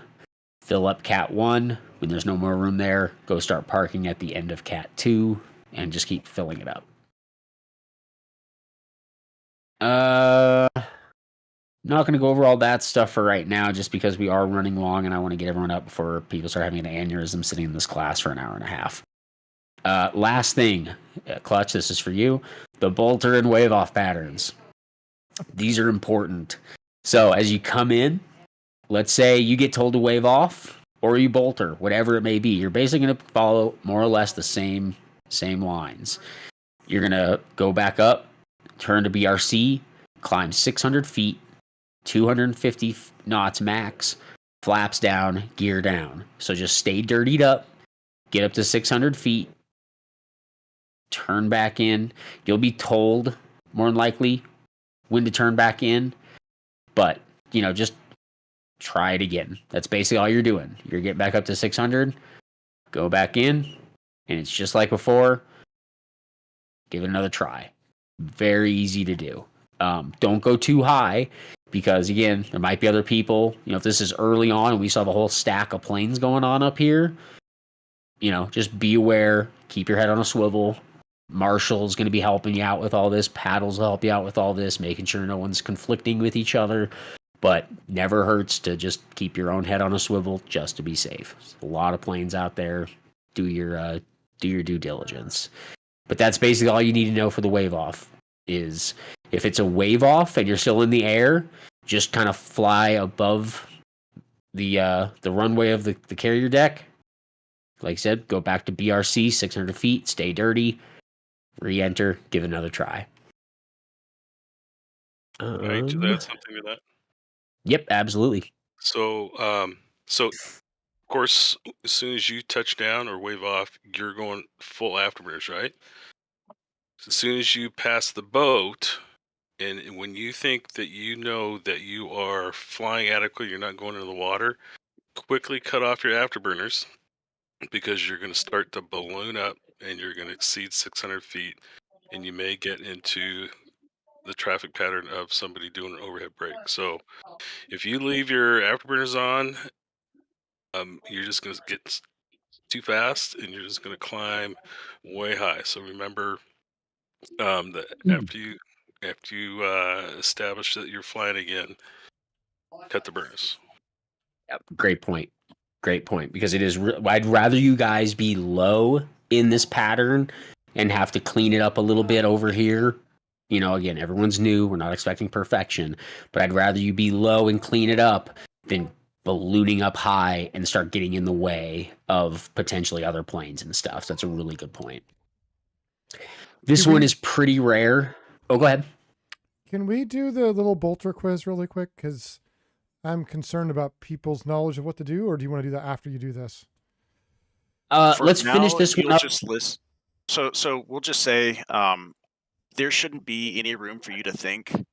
You should have just pay attention to what Marshall or Paddles is telling you. I don't want you to think. I don't want you to make decisions for yourself. If there is a result and 2 people crash, you will blame me tonight. All right. I don't want you guys thinking for each other. I don't want people doing random spins without like me telling you to do spins. You know, no goofy stuff. Just fly the pattern and listen to what ATC tells you to do. All right. So, went over that spin pattern. So this one's pretty rare. I don't see people get spun too often, but it's always good to touch on it just in case it does happen. If there are more than 2 planes in the pattern ahead of the bow and you're within initial, you might be told to spin. So that means if you're coming in here on initial, there's already some planes, you know, wherever in the pattern, they might tell you basically instead of going into initial, you're going to kind of go back up into the stack almost, but not quite. This is a quick procedure to try to create spacing between traffic. One's told to spin it, fly out ahead of the ship 1 mile, then report spinning and climb to 1,200 feet and start a left turn and re-enter the landing pattern as if you had just commenced. I'll go back and show a visual representation of that because it's a little hard to understand. There's your spin pattern. Is like this. It's kind of in there. It's really hard to see on this picture. That was the. Yeah, there's your spin. Sorry, I'm looking at the wrong thing. Colorblind. So yeah, you're gonna come up, kind of like a tighter Marshall stack, and then just re-enter. So it's basically just getting you. Yep, it's just getting you to climb up, make a circle, descend, and come back in. Just creating just like it said before, you're just creating space just in case things start getting really crowded. Again, though, like I said, if everyone's doing what they should be, this really shouldn't be too big of an issue tonight. I've only seen like 2 people ever get spun, but it's good to know it if it does happen to you because you don't want to be the guy to be told to spin and you don't know what to do. Just something quick and easy to think about, right? If you get told to spin, you go from 800 feet, making a left turn. Your goal is to get to the post. The post is the center of that Marshall stack, that giant circle orbiting the boat, essentially. Well, on the left-hand side. The post is the center, so 2.5, 3-ish miles. All right, aim for that, abeam the boat, and then start your descent right back down to 800 feet. I didn't mean to cut you off there, Callie, with the whole thing. I want to emphasize that I want people to really pay attention and don't go off course. But to answer your question, bringing that back, he brought up a good point, right? What if it's you and your buddy out there, flying, and you just boltered, and there's some guy that just broke above you, right? What's going on here? Okay. So if that happens, right, his question was, who has priority over airspace? All right. So it's going to be that guy that is braking, that is in the brake, right? He's pulling a 3.5 G turn, right? He's exerting a lot of pressure, not trusting that there's no one underneath him, right? So if you bolter, right, as somebody is doing that spin, you're just going to continue out at 600 feet until you get told to turn back in, right? The guy in the brake has priority over the person who just boltered. Yep, I know in my squadron, our marshal tells us that you can basically be told at 4 miles, if no one's talked to you, turn back in. But for us, let's just stay again, like Hornet was saying, don't think for yourselves, wait for him to tell you. But my point of that was to say, you can be flying in the bolter or wave off pattern for a long ways before you might be told to go ahead and come back in, just because, just like he said, guys are coming in high speed, 3.5G turns. They could be getting a lot of their, they're just busy. They have too much on their plates. You've got a much easier job right here. So just stay low. Like I was saying before, I'd rather you be low than high during this. So just don't balloon up too high. And then the last thing, does anyone have any questions on any of the vocabulary or any other final questions, I should say? I know this has been an incredibly long class. We went over like a ton more information than we did on the last class. And I appreciate everyone's patience through all this. But does anyone have any final questions or anything? Yeah, I will have one about Marshall stack. So I know that we can be established at, like, say 2,000, 3,000 going up. So let's say I'll be, LCL or anyone will say that I, should establish a Marshall stack at 5,000. So then will I have to like decrease by 1,000 every time until I will hit 2,000 and then I'll be commencing, or will I be commencing from 5,000 feet? Nope, that's a great question. He will talk you down each layer of the Marshall stack. So if you come in at 5,000 feet, you're just going to orbit at 5,000 feet, and eventually you're going to hear Marshall come up and say, I forgot who was talking, so I didn't see your number, but for me it'd be 457. Hornet, go ahead and give the example of what the call is going to sound like. Oh, sorry. I was texting someone. What was the question? No, you're good, slacker.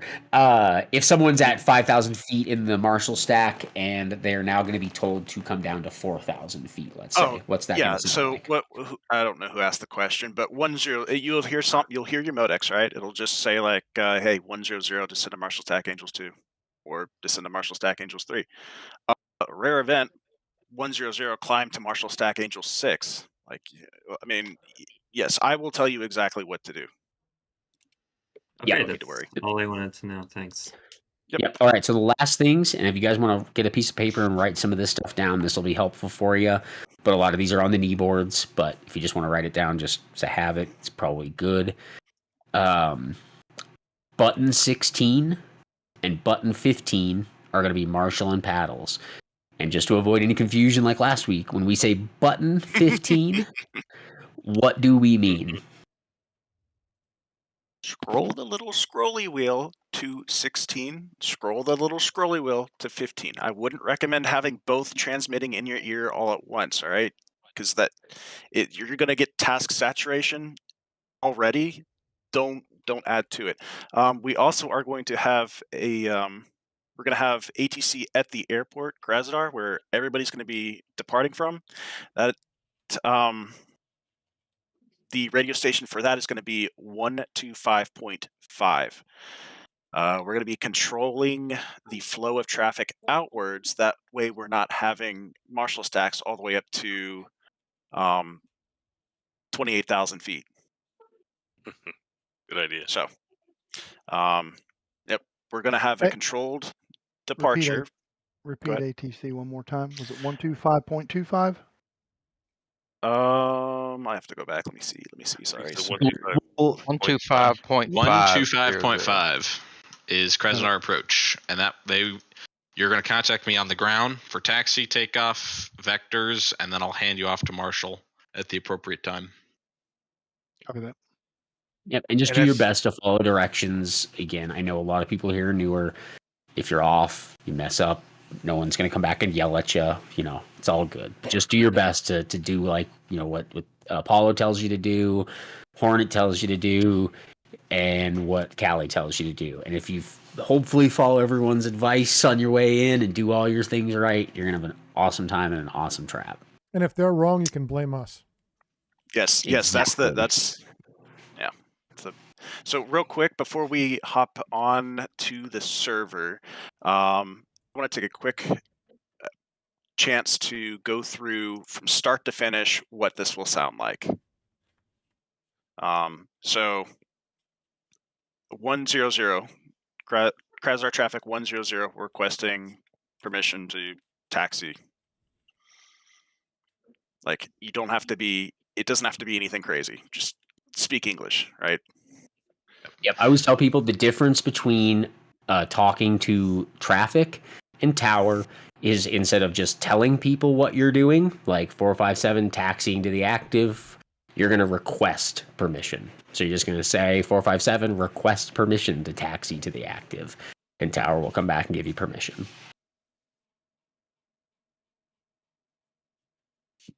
All right, last thing that I will tell everyone, and if Callie, you would mute your stream just so we don't let out all the sensitive information all over the interwebs. Oh, you don't want people jumping in?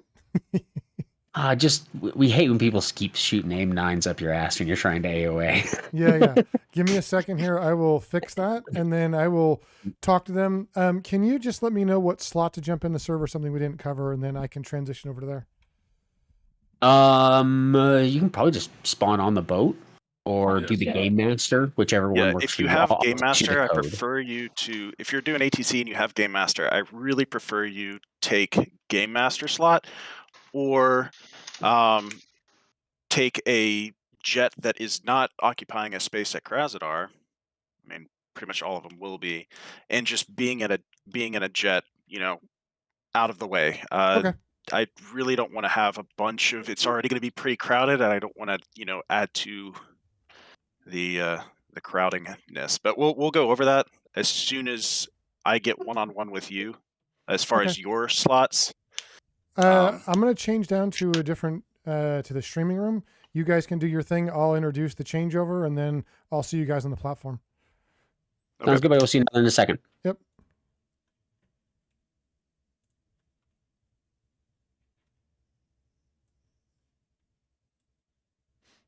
Okay, so for those watching the stream, we are going to be transitioning. I know this is turning into a longer training than I had anticipated. Hopefully there's some good points. You're enjoying it. I'll certainly take some of these sections and break them down into smaller clips.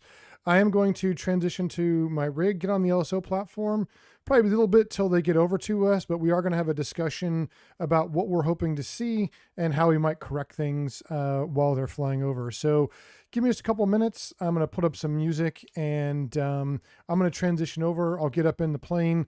The other folks will get in. We'll have that discussion about what we're going to do and what we want to see and how we're going to help them enjoy their carrier qualification. So I'll be right back in just a moment.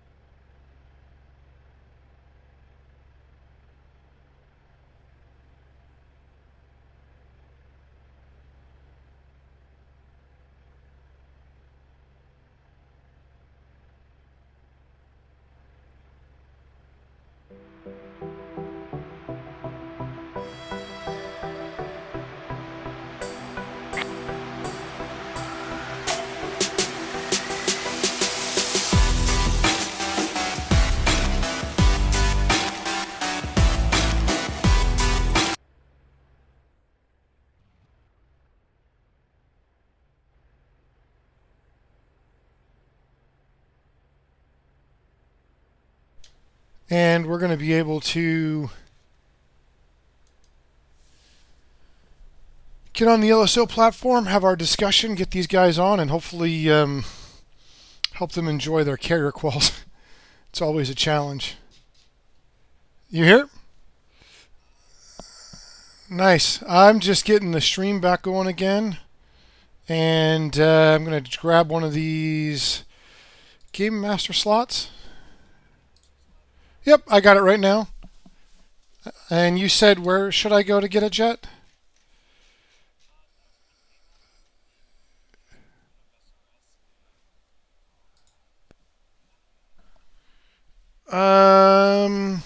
You talking about using the AWACS mode? It's better if I'm. Is there a jet I can just be idled in somewhere?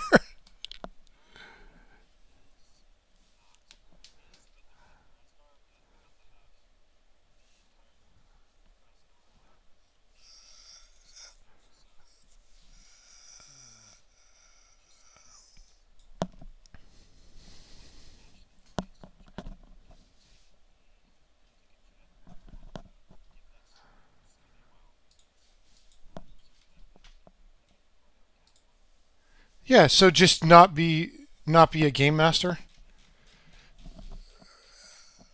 Yeah, which boat?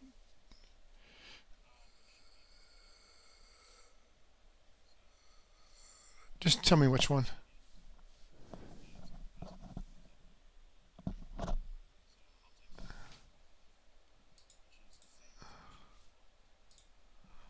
All right, I gotta hide my stream. Hold a second.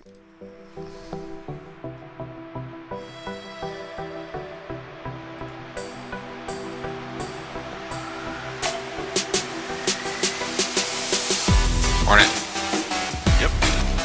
Cat CC. Yep, I'll move there here in a second. I need to set up. Okay, so I've got this. Where do I need to go? It'll just say GWA. There'll be a spawn there. GWA. George Washington. No, I know. I'm looking.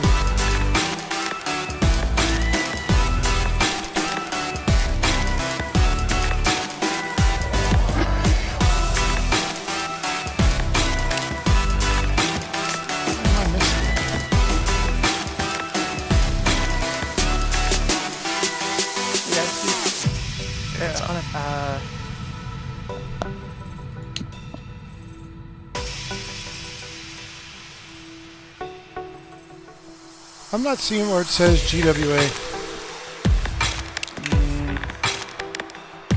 Can you stream Maybe. in Discord? Yeah. All right. Yeah, just go back to your stream. Okay. Let's see what's going on here. All right. I got Coboletti. Oh. Scroll up, Kelly. Stop. Down. Stop. Oh, GWA training. I see. They're these small little slots. It says it wants a password. Oh, it let me in. Okay. Oof. All right. I'm set. So, all right. Is Fett coming down here? Yeah, he's going to be hanging out with you. Our interim channel, I'll give you that here in a second. I've got to get my SRS and all that good stuff going. I have to get my stuff. So, all right. I'm going to meet with you, Tanner. Oh, it must be. My flight is delayed to start. Might be because everybody's joining at once. They're in a different spot, yes. though, right? It should be. Try a different slot. Okay. Might work.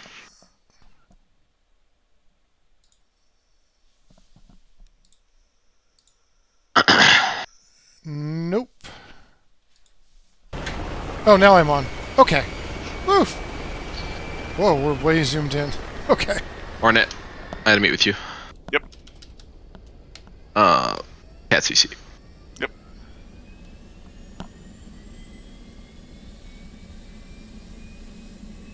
All right, let's get this thing fired up, and then we can start being a good LSO.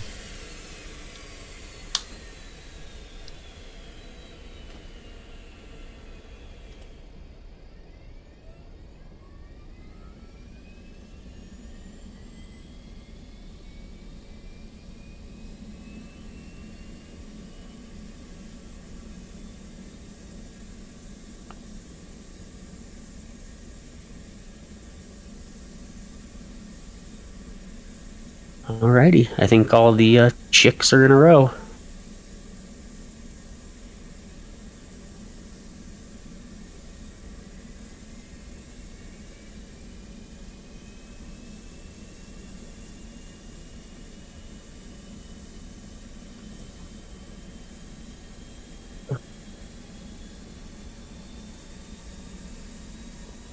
Yes, sir. Give me 1 second. I'll get all that over to you.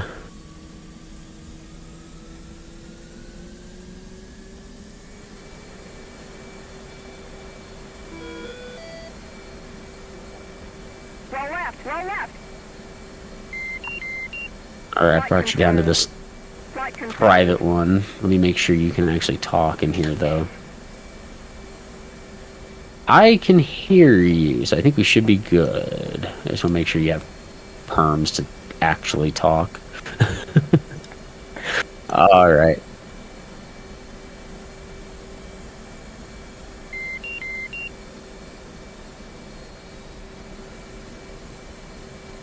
Yep, and I am getting those. Request rearming.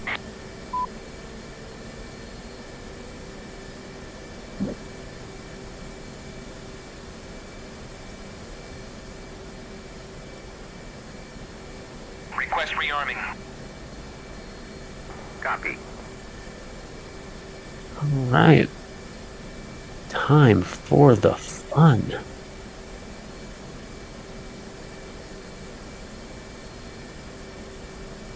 I mean, I do believe that training went a lot longer than we thought it would. I do think we covered some good topics, so I know it makes for a long stream, but I think it was a good training. Yeah, no, it did go way longer than I expected. A lot of people had questions too, which we didn't have last time. So I like that. I would rather it go along with people being curious and wanting clarification than people just whatever. Yeah, yeah. No, well, I'm amazed. I'm amazed everyone sat through all that. Yeah, well, for the poor people watching the stream right now, I'm glad you're still watching. We're going to actually do the most fun part now, and you're going to be able to see. Hopefully some people do well. I'm guessing there's going to be a little bit of struggle, and that being totally normal. And I hope I can do a good job trying to help them get on deck. All right, I think I'm almost ready to move here. Yes. Well, thanks again for doing this, Callie. I really appreciate it. This is going to be a really fun time. You know, I mean, I hate not flying, and I actually had to be LSO for our Case 3 the other night, and so I've missed a couple of nights of flying, but I'm happy to help. I think it's an important role, and I want to support people that want to challenge themselves and want to improve their skills, so I'm willing This latest batch of students, man, have been absolutely incredible. Like, we have, and thanks to you in a large part to that, like, bringing over people that actually have the drive and the passion to want to do this has been so awesome seeing so many students. Like, we're struggling to get people scheduled because so many people want to get up and train right now. It's awesome. Well, let's talk about that for a moment since we're waiting. Oops. I'm way out of my rhythm here.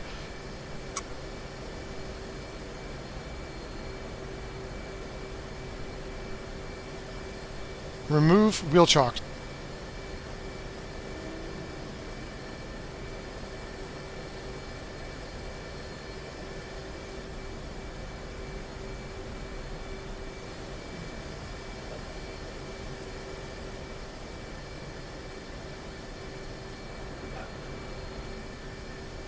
Chief, remove the wheel chocks. Copy. Wheel chocks are now removed. Flight controls. Flight controls.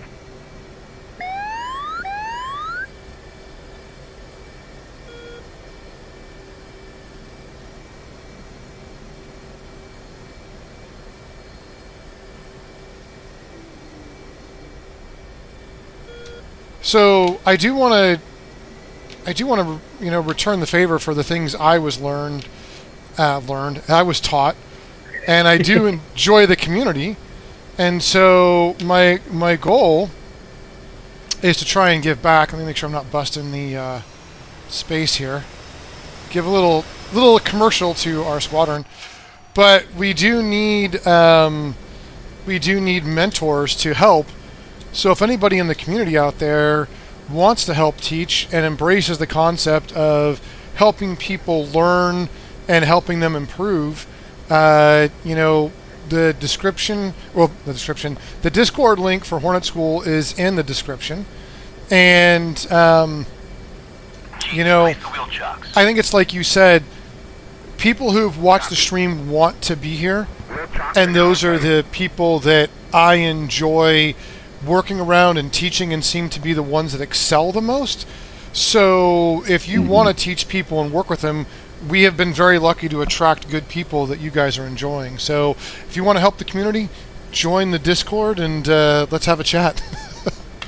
Yeah, absolutely. We need all the help we can get with the, like I said, the big influx of people we've had. We never expected people to be so receptive to this idea, let alone just the support we've gotten from everyone who's been a part of it. It's just been an awesome experience so far. But like you were saying, trying to go after those guys that, really want to do it, not the casual guys who, just want to go play some base combat for a little while. Those are the dudes, I'm been trying to reach in my streams and stuff. I think you can build a really awesome community, hopefully, out of it. Well, and, I have some pain points in that I had a real struggle finding the right home, and it's nothing against some of the places I flew in. I think there's a real difference between what some people want and what they define as fun. And if this is your hobby, do what you enjoy and, let people do their thing. So I have no issue. But it took me years. Literally, I joined the Discord that I finally ended up flying with 4 years before I actually flew with them, because I had a series of missteps with other places I was trying to fly in. So I'm so happy to support a place that I think is a good home. Your guys' goal is to grow people's skill and knowledge and prepare them for a squadron. All the things I would have enjoyed, and then you even have a list of squadrons to reference people to find the right home for them. I'm certainly biased to my squadron, but I'll be just as happy if they find another home that's better for them. Absolutely. I've been lucky in one of our mentors, one of the guys who graduated and went to become a mentor, actually joined my squadron. Not even on my recommendation. He just, by happenstance joined in. So, real quick. Hey, buddy. You always talk in that Blue Angels voice. I'm putting on the Cat C 1253. That was my question. All right, thank you. I'm on. Hold on, we're ready to check. Radio check. Wait, I need to get my. Oh, dang it! Got you on Cat CC. All right. Got you on Cat CC. Lima Charlie.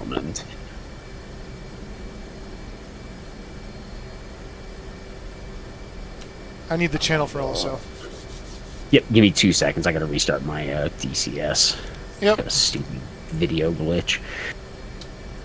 And I believe he sent me all the frequencies, so I'll read them off to you here in just a moment.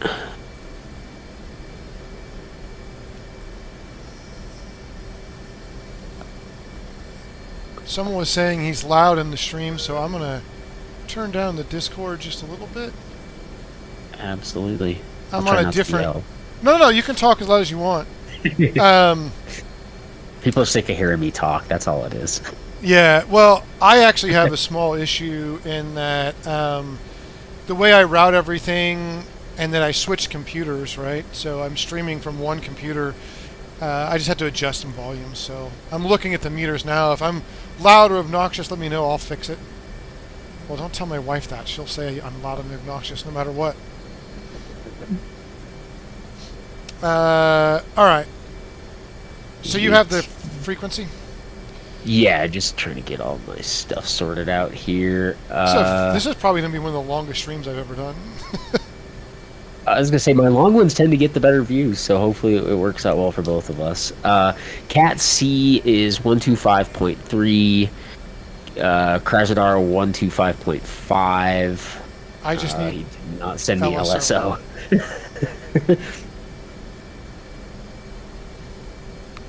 Got like a million windows open, so I can't find anything.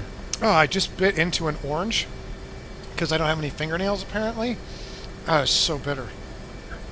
Oh, the skin? Yeah, it was the skin of an orange, yeah. I'm trying to get my energy up because we've been doing this a while, and I'm trying not to drink any caffeine. Because if I do that, I'll be up till 3 in the morning, and I won't get sleep. And I did that last night, so I don't want to do it again tonight. My brain has a problem where I can't turn things off. Like, normal people just go to bed, and, like, I don't know, somehow they miracle it. My wife's one of those. For me, if I got something churning in my head, like I got to be up until 3 a.m. like some kind of tweaker just working on everything. I don't know what my problem is. Oh, I'm the same way, buddy. My wife can literally, she's like, I'm on my phone scrolling. Okay, I'm done. Sets her phone down. Head hits the pillow. Out like a light. I'm so I do jealous. the same thing. Yeah, I sit there. I lay there going, oh, man. Did I leave that bolt loose on that sink I installed earlier today? I should probably go back through all of my steps through the entire day. So I woke up last night thinking about the stream while we're getting ready for those guys to check in.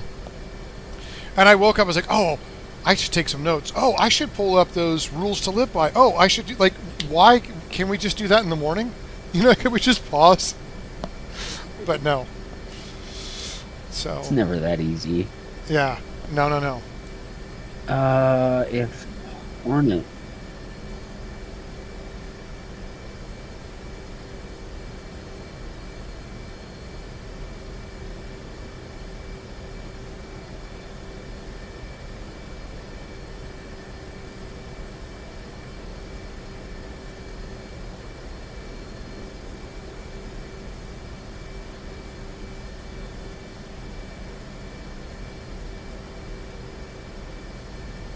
Yeah, it is funny when we do these training where it's like, one person, we can go through that training in like 45 minutes, go through it really fast, but definitely took a long time tonight.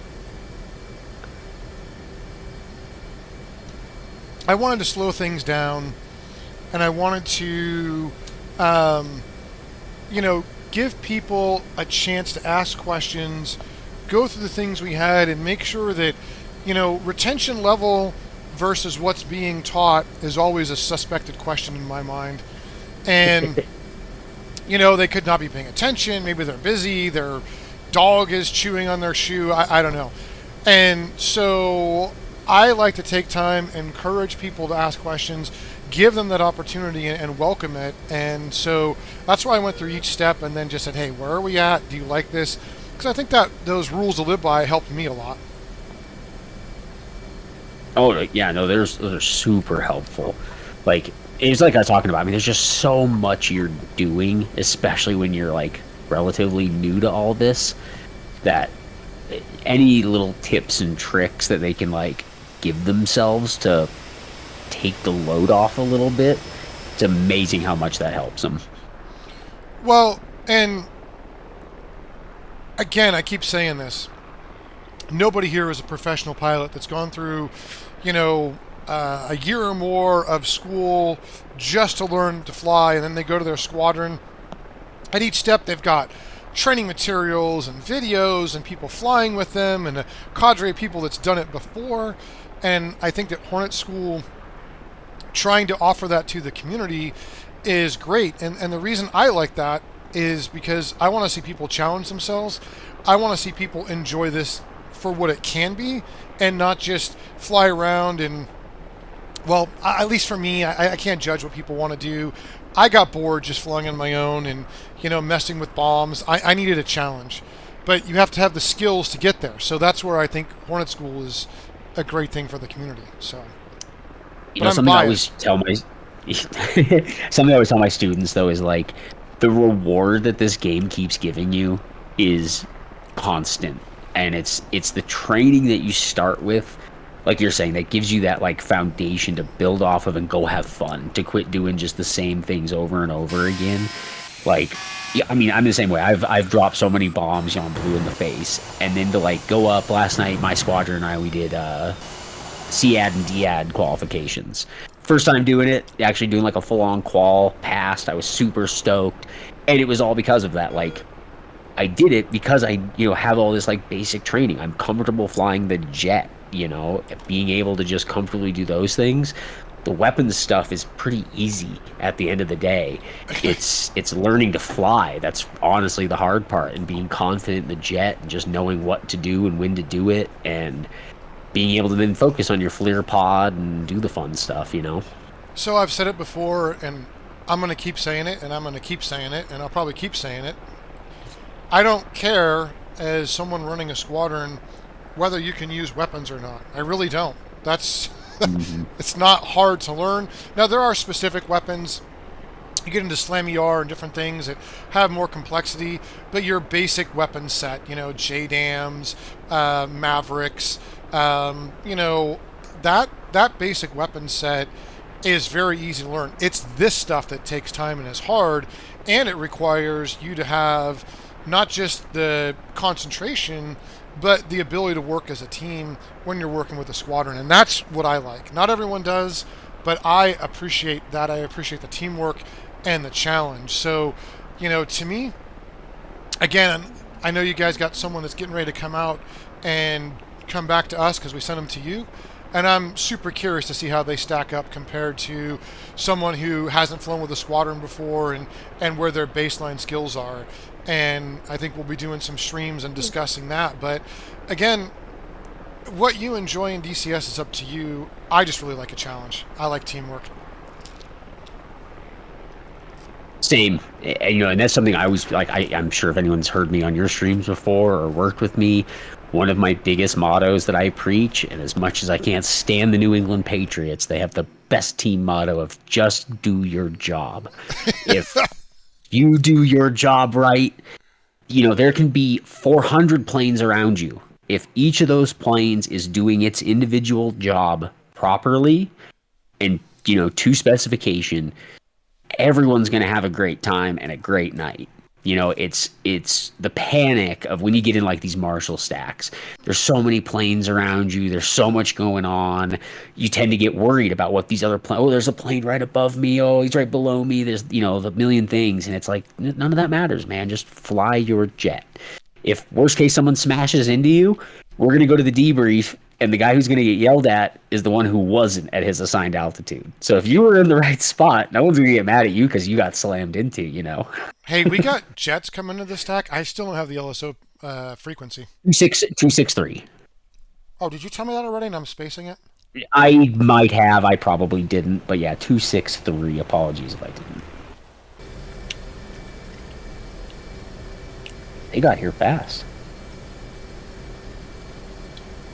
I gotta get my timer started. Maybe we've just been BSing for a long time. Time flies when you're having fun, right? Yeah. And Cat C. Make sure I'm getting all the right frequencies here. 1253. Yep, I got 1253 and 263000. So if you can just give me the groove time, I'm just going to give them corrections.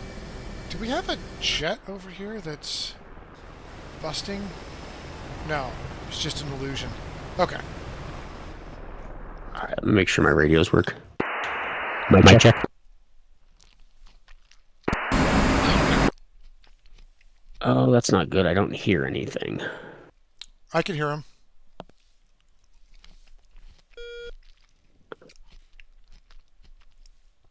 I don't know if you can see any jets in the pattern here. Don't think they're quite that close. Oh, I bet you this is why. Oh, shit. Yeah, as soon as we get these guys in, we'll be good. In fact, ooh, I hear jets. Oh, I see two jets. I'm getting very excited. Someone's trailing smoke. No, it's just conning. Nope, they're trailing smoke. Who is that? Is that Hornet? No, he's marshalling. He shouldn't be in the air. Those are like enemy jets, dude. What the heck? Do I need to take off?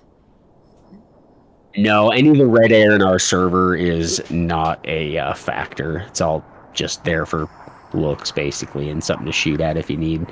Although we probably should make sure they're moved away from the carrier area. I was going to say, they could be... Well, they're going away. I think it's going to be alright. Alright, looks like they're ready to check in. I'm going to use the piddle pack really quick. You know what that is, right? Yes, sir. Alright, I'll be right back, and then we can get started. Awesome.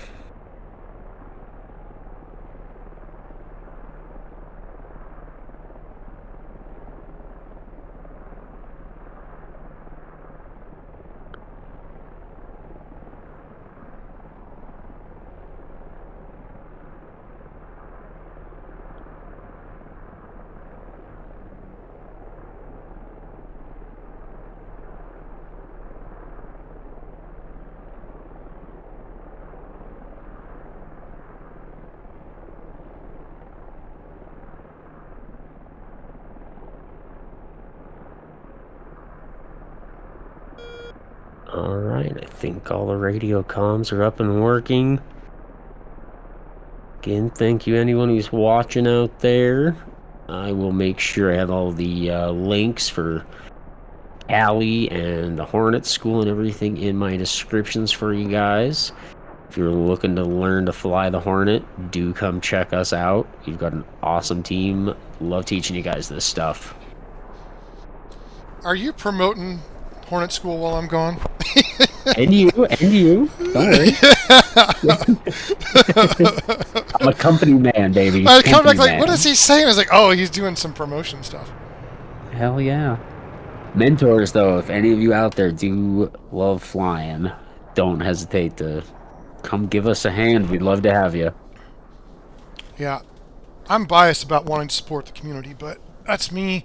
Looks like we've got a jet in low holding. I know this is a long stream, but I don't know.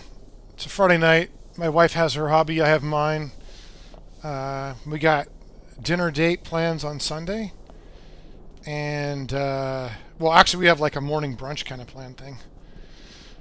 But I get to spend a little time here, so I don't mind sharing that with the community. Hopefully some of the things I said helped, but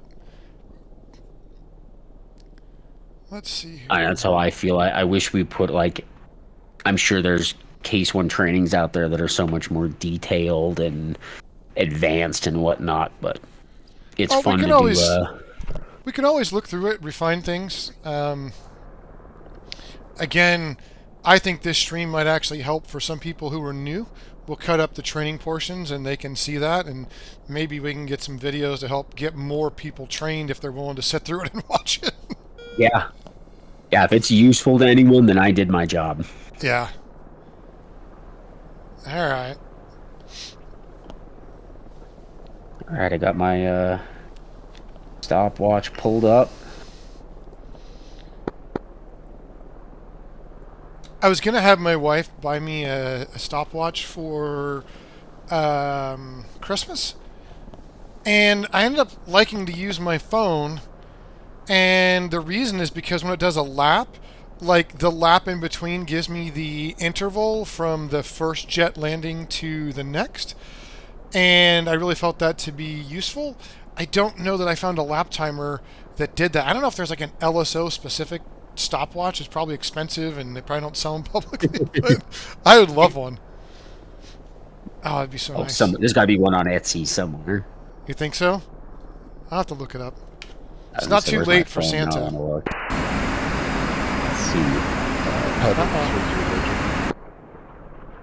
see. He was very quiet. Who was that? Junkyard 300.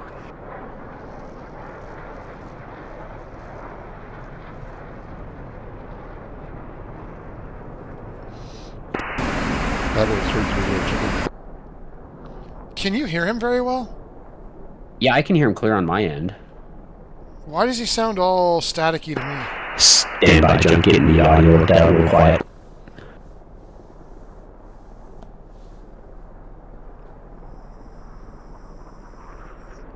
In your SRS, do you have the radio effects turned up by any means? Or I turned thought I up had them higher? all turned off. Are there new ones?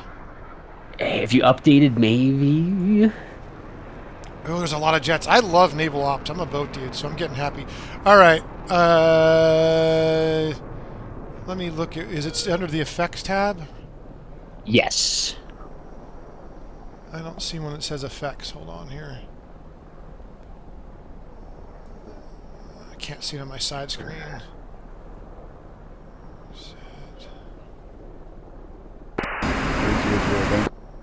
Yeah, I cannot hear him. I mean, do I you can have? hear it. It's static.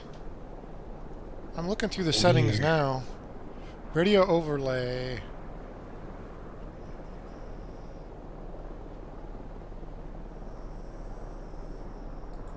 That's not it. He looks like he's getting out in his groove here pretty quick. Okay, let me get on the LSO platform. We can figure this out. And 301's checking in as well, it sounds like. The part everyone has been waiting for. It only took us 2 hours to get here. I still don't see where those options are.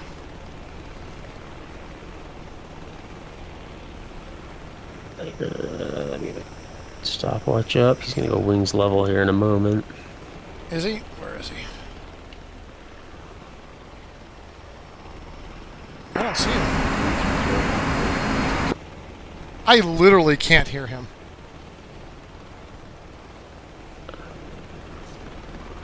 Yeah, let me try to help him down. All right, 300, come right. You are on glide slope. I don't even see him. Am I on the right boat? Maybe not. Keep coming right where you have. Oh my gosh. How am I on the wrong boat? Alright, I'm good. I got him. Oh man, they are long. Are we letting them go this long? I don't think they're supposed to be that long on purpose, no. 201 Hornet ball, 4.6. Roger, ball.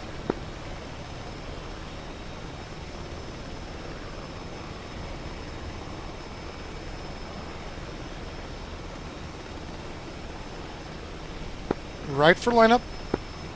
Right for lineup.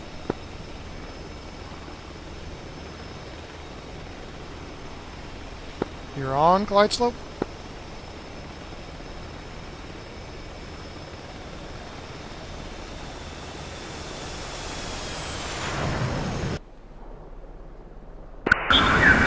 Ready.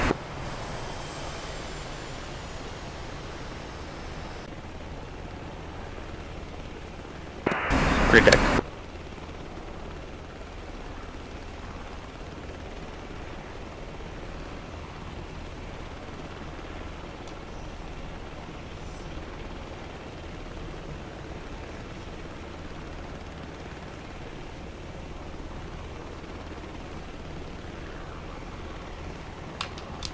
Alright, let me see if I can find these effect settings. Hold on.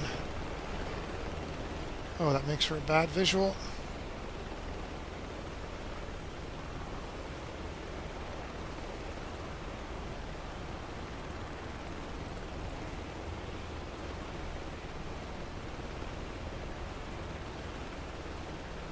Where's my audio not coming out right? Give me just a second here. Someone There sent we me go. what I need. I think they're all the same. Those are on. Well, I like the start and end off.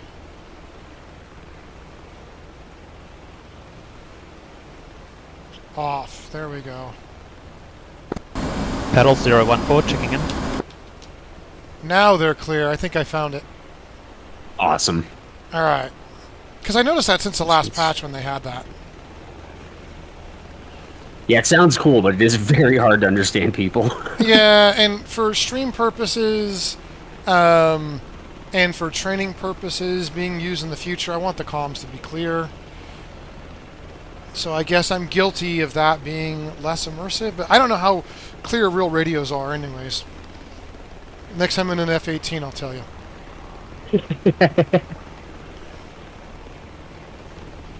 So I guess I'm a cheat. I don't know.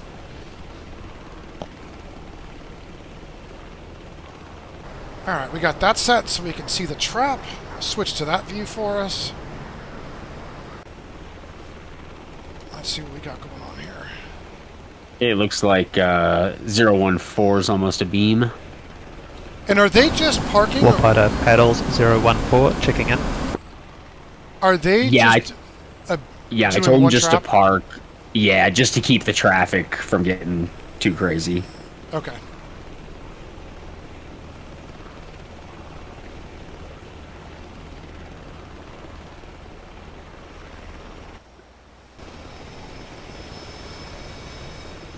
Make sure I'm on the right deck. I've done that before. Yeah, we have so many decks here, I'm just not used to that. But I got it worked out. We're good.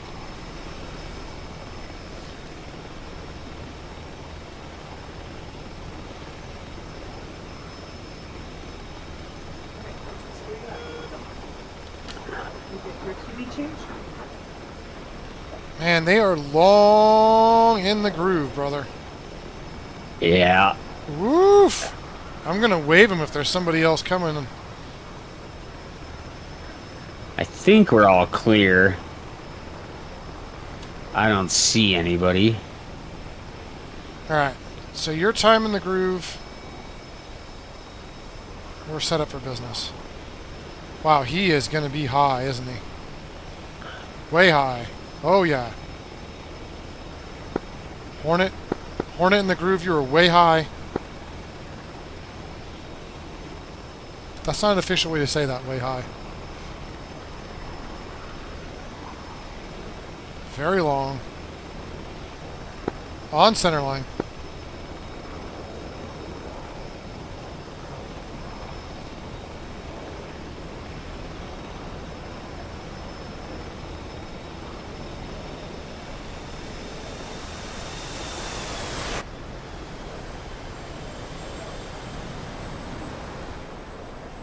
That was very clean.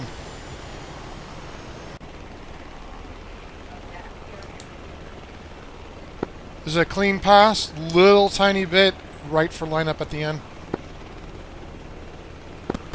Copy, thank you. Wire. It was a 3-wire. What was his groove time? You didn't give me his Yeah, you didn't give me his groove time.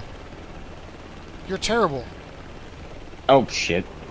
I think it was about 17 seconds, but that doesn't sound right. Yeah. You just got to look up when they... Well, okay, here's the problem. He rolled out 4 miles back, so I don't know how to count his groove time, actually, now that I think about it. Yeah, I tried to time it when it was about where I think he was, like, leveling out, but that was a weird one.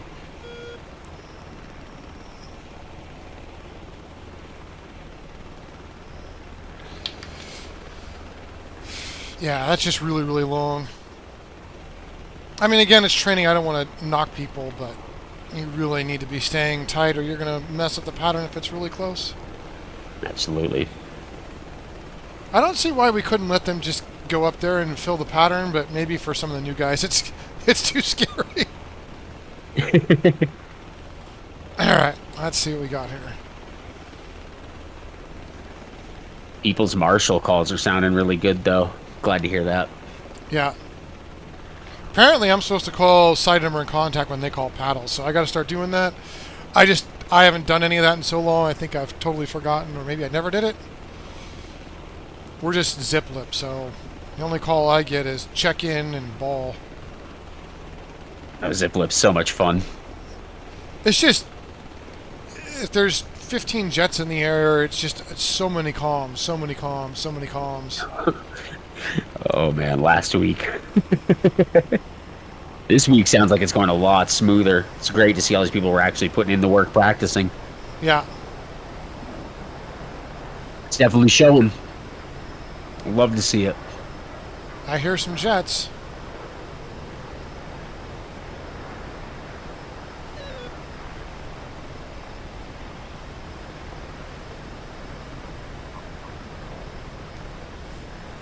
Let's see here.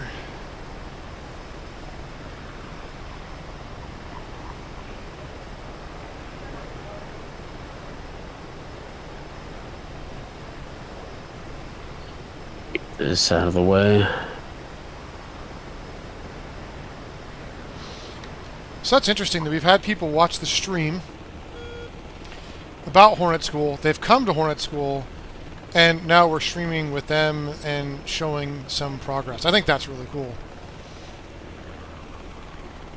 Maybe not everyone's into it, I don't know, but I really like that fact.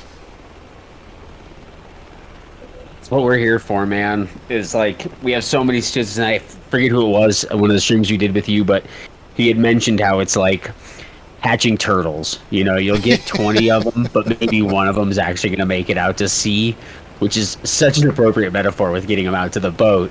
But when you do get that one, though, it makes up for the other 19. Yeah. Yeah. Well, and I don't know. I wanted to stream again.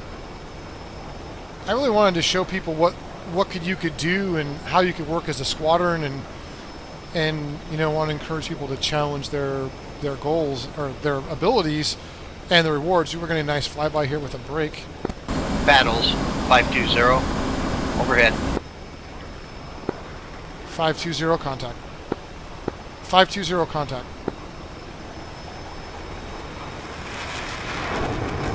Is his hook down? I don't see his hook down. I don't think it is.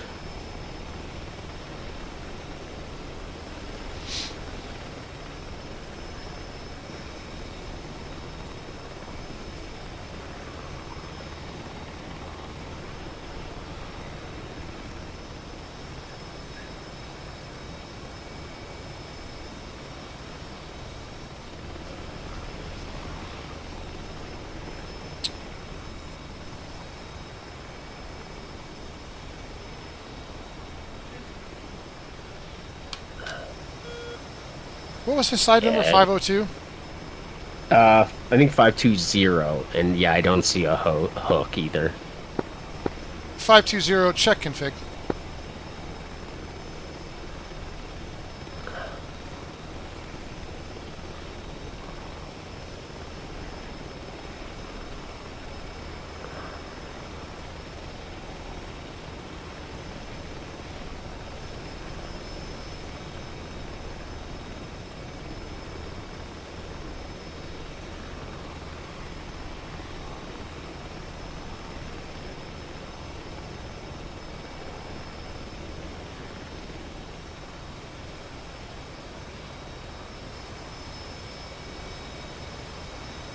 Where did he go in the groove, man? Did he go really deep? I don't see him at all. Oh, he's way long as well. God. All right, I'm going to start telling people about there being very long in the groove.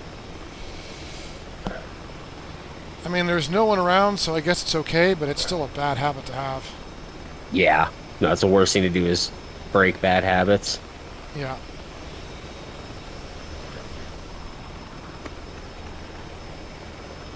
I should wave him, but...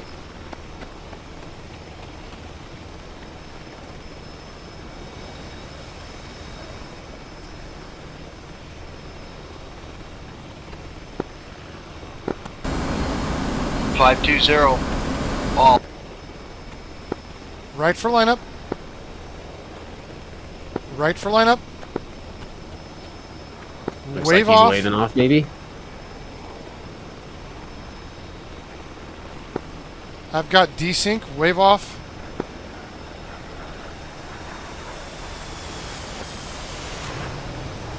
Okay. I have no idea what that was about. Oh, so he did bolter. Is he doing weird stuff to you? He was kind of lagging a little bit on my screen, so there may have been some tech issues with the comms on that. 520. Yeah. 520. 520, go. I had a lot of desync coming by, and you were very, very long in the groove. When you're 1.3 or 1.1 to 1.4 a beam, turn a beam to the LSO platform. You were very, very long. Copy that.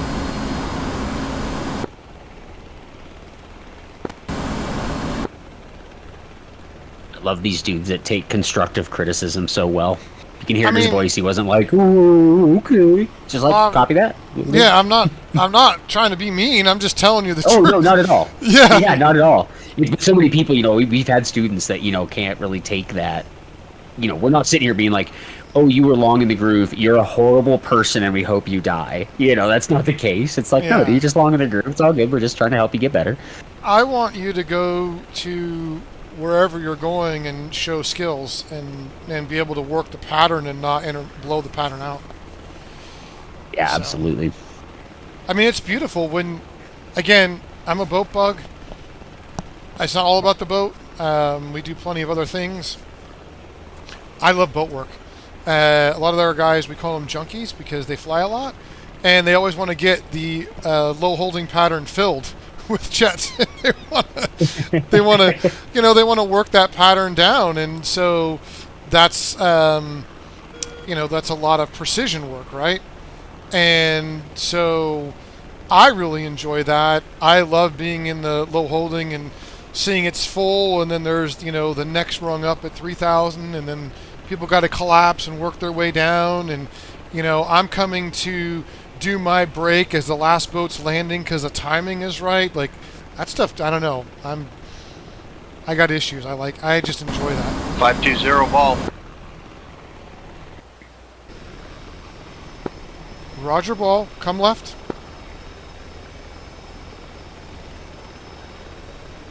Power.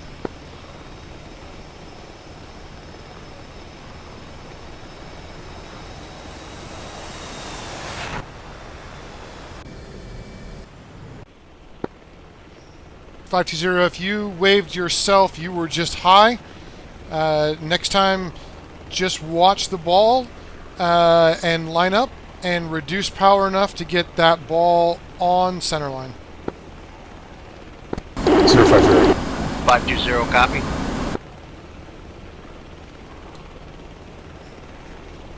Did you hear who called in last? It was double talk.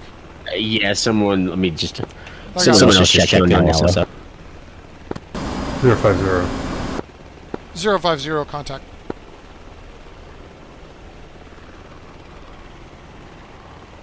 All right, I'm going to start writing these down. 520, 050. 520's had 2 bolters, one of them possibly due to lag.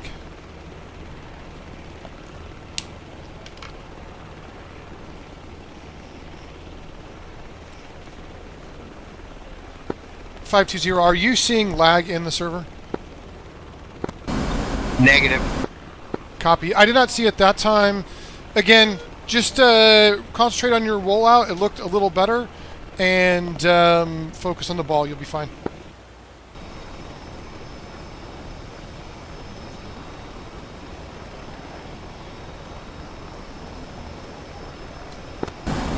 Ball 7.3.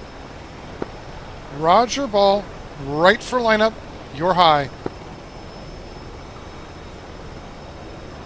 Right for lineup. Right for lineup. Right for lineup.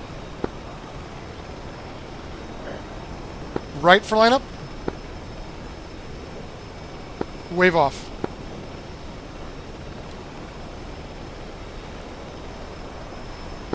.050, you were just very, very right for lineup. Probably began in the rollout, and it looks like you just rolled out too tight. Decrease the roll rate, or your roll angle, when you start from your initial turn.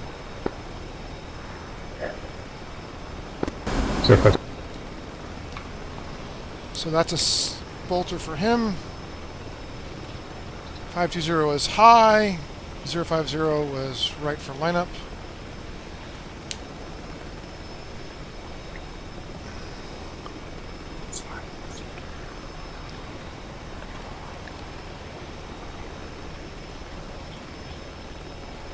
Whoa, what is happening here? 520 is wiping off. 520, did you have desync that time?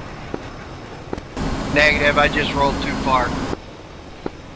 Copy. It'd be my job to wave you off. I never saw you until very, very late. I think there's some desync. Okay.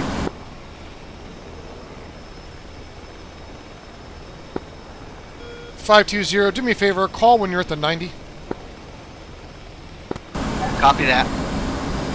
I just want a heads up when he's coming in case I can't see him. Yeah, that one came out of nowhere for me. I didn't even see him come across the back, but I wasn't paying the closest of attention at that point either. Yeah. I was Bad looking... influence, Callie. You're distracting me. Yeah.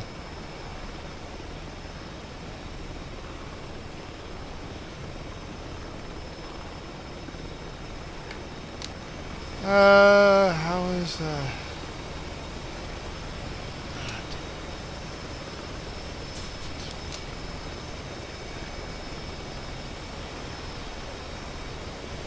050.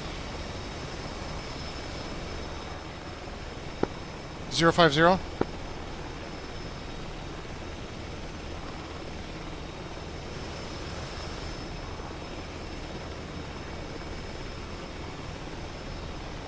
If he was calling at the 90, I don't see him. I think this is 050 coming around now. Okay, so he was calling earlier than the 90, I think. Okay, I see him. He's still long. Way long.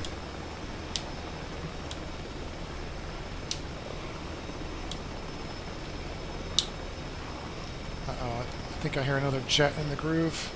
Or in the a beam? Nope. Oh, they're overhead. Overhead, I see.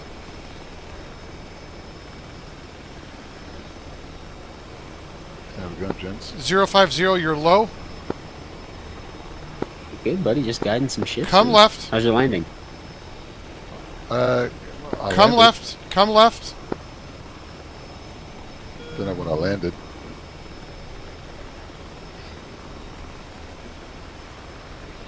Five 2-0's in the 90.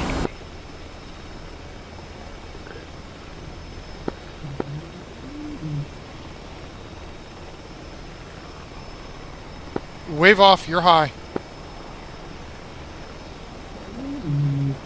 Alright, do me a favor, make an announcement about grooves and lengths because we got so many jets coming in now, and I got them way long, like 2 miles out. This is not going to work. Yep.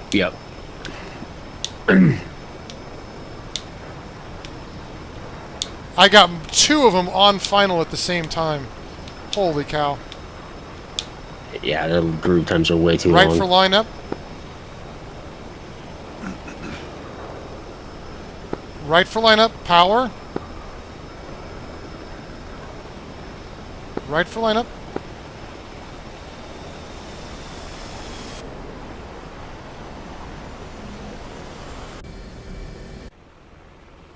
Looks like he was on initial.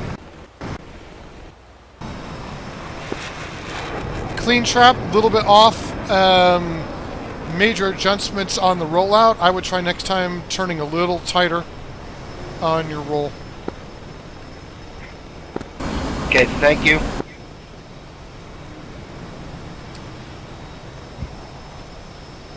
Alright, I got someone who looks like they're coming close. Man, everyone is just so long. Did you see which wire I caught there, Callie? I believe it was a 2-wire. Yeah, it was 2-wire.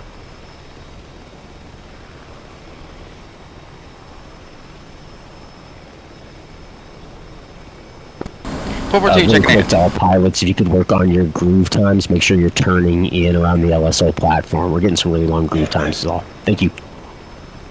Side number checking in, say again. 050. There was a second side number checked in. 050, I think he's just saying he's a beam. 442, check it in. 442, contact.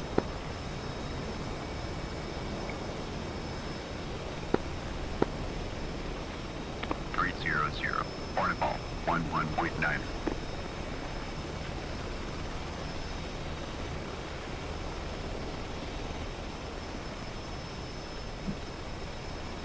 Yeah, they are still not turning at LSO.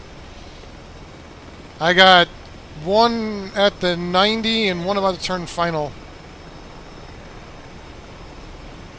I don't know who busted it worse. I think the second guy was going... Hey, it was hard to say who's going slow, who's going fast. Yeah, they're just going really long.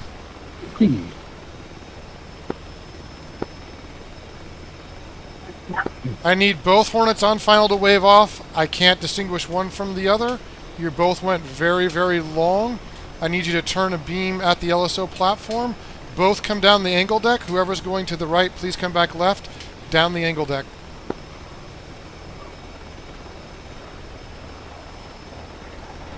Hornet flying over, side number? 050. Copy. Fuel state? 6.1.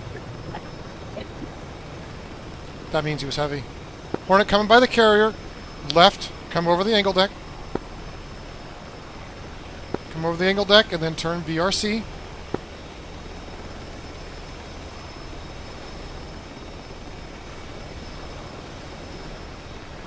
And if somebody comes to initial right now, it is all bad.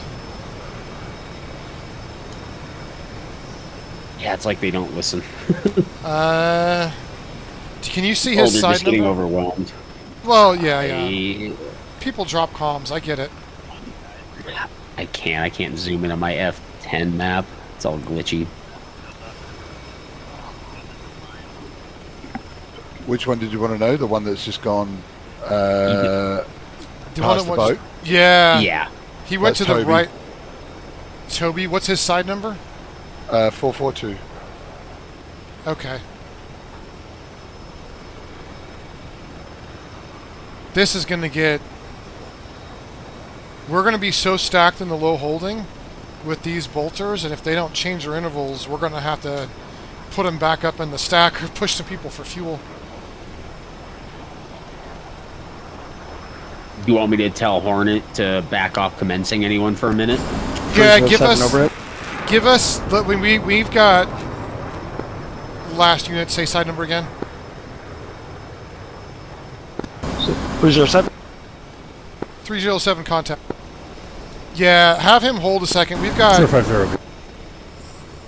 too many jets. Warfighter Marshal LSO requesting you please hold on any more commencements for just a few moments. Units in the stack who have boltered, make sure you're 1.1 to 1.3. As soon as you are abeam the LSO, which is about where the other ship is that's out there running parallel to us, I need you to start turning in. There's so many jets now, the groove times are very long. I just need that turn in. Even if you bolter, just trust yourself, turn in. So I see a Hornet right now that is a beam that should start turning in.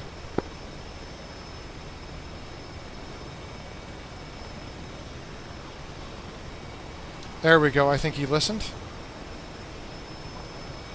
That's good. Maybe we have to take a more positive control here. I'm seeing this. And that's fine. I mean, I'm not used to it. It's good Having for to him. do it. It's good for him. Have someone cracking the whip a little bit. So. Well, I'm not trying to crack the whip. I'm just trying to get these people down safely, and I got to deconflict them. If it was just one dude, it wouldn't be a problem. Hornet on final, you're low. Actually, you're now on center line. Call the ball. Roger ball. Right for lineup. You're a little high. Right for lineup. You're high. Right for lineup. Wave off.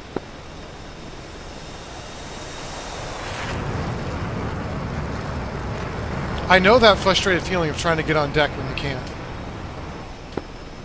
I think your rollout was good. I'm not sure how well you're seeing the deck. Can you see how far you are left of center line when you're coming in like that? No, not really. And ICLS isn't working. Standby, we'll check. Is ICLS working? Could be. We've never had issues with it before. What's the ICLS channel? Paddles, we're not getting needles. That's the problem, I think, a little bit. Okay, yeah, apparently Copy, needles standby. is not working.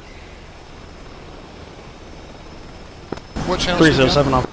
I believe it's 4 on this ship. Let me check the briefing. It should say. Hornets in the stack. We are checking LSO, or checking for ILS channel.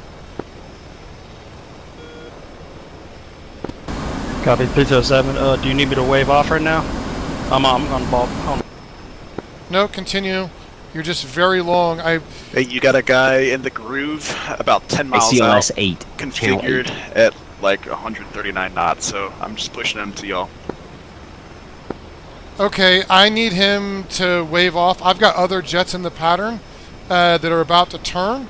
He needs to configure up and go to initial if he can and do a break at 350.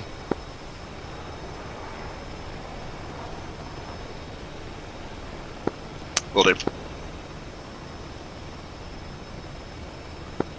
Hornet of beam, I think you've started to turn. That's looking good.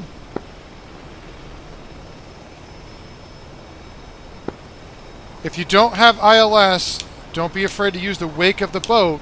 Get that wake lined up to your left shoulder as you come over it.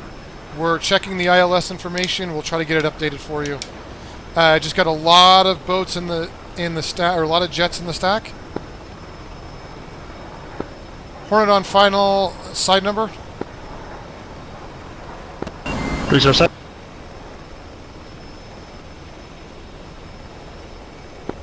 .307, wave off. 307. He was just way too long. Hornet on final, come left.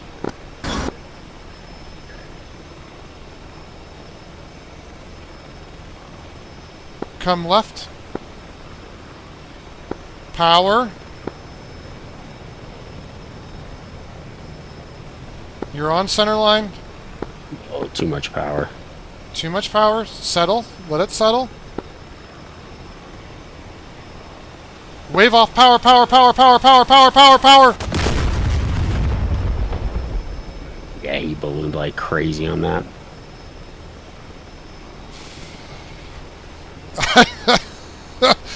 Man, that's a rough one for him. I feel bad. I don't know what else I could have done for him. I was trying to give him a little bit of time. I saw him settle, and that's when I screamed wave off. He ballooned up so high, and then he overcompensated trying to settle back down. He just lost his throttle control. You could see it. Did he go burner? Because I didn't hear it. I couldn't see it. Yeah, he may have, because that I was watching on the LSO cam as well, and boy, did he shoot up like a rocket. Yeah. Who was that? Do you know? I do not.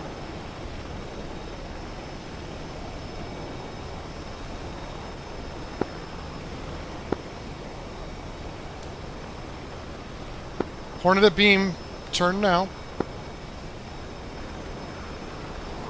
And the Seahawk just sat there. Didn't even go try to help him. Go ahead and open up paddles. He can bring more down. I don't know where some of these guys are. They're so long. Copy that. You good for 307? Marshall paddles is clear to resume commencements. Go again with traffic. You got 307 in the groove, long groove. Copy, thank you. I'm not going to wave him if he can get on. I don't think you have any traffic abeam right now. No, you look clear. 307 on. Roger, ball. Right for lineup. I can't even see him in the LSO cam. Oh, I can see him now. You're a little high. Keep coming right. You're high.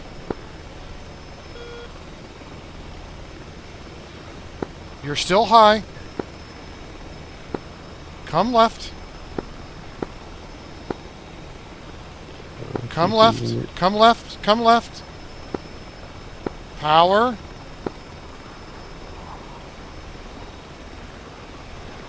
Not too much. Not Wave too off. much. keep adding too much power. A bit too much power there at the end. You were having to make some major corrections, which always throws it off and makes your groove hard.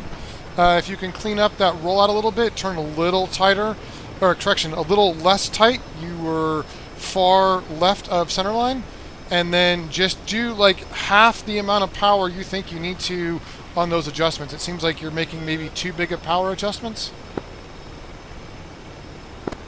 Copy.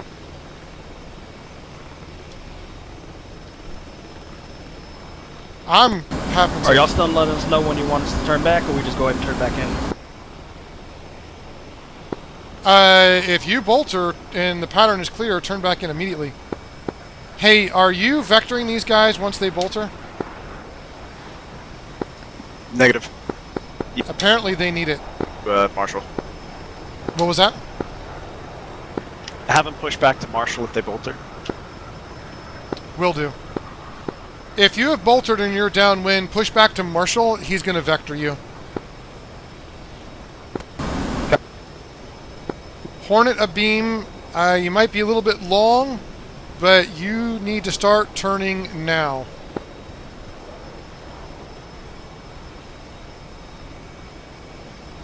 This is really making me think and have to work as an LSO at a different level, which is good. I say we're putting you to the test tonight. Yeah. Not that easy stuff for everyone knows what they're doing. No. Hornet abeam, turn now.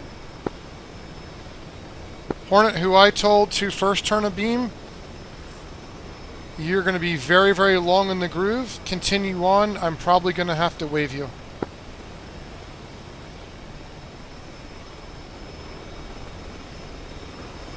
Yeah, I've never had to work quite that hard. It's just like everyone is turning so late. I'm watching and it's like, yeah, Lone they're turning over here versus I might here. Agree with you on that. Just a bit of tip. If you are idle on the throttle, if you're not constantly moving the throttle, you're probably not doing it correctly.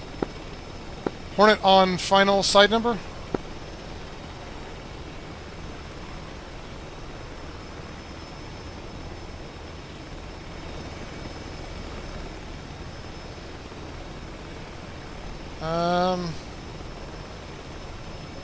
I don't have radio contact with him. Hornet on final identify.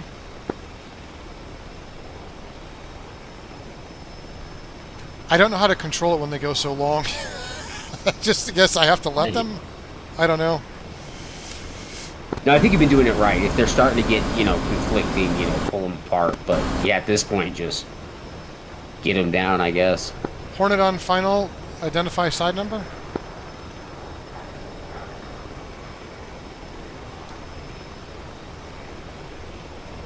Do you have a Hornet on final? I think... Stand by. I can't tell what these people are doing, honestly.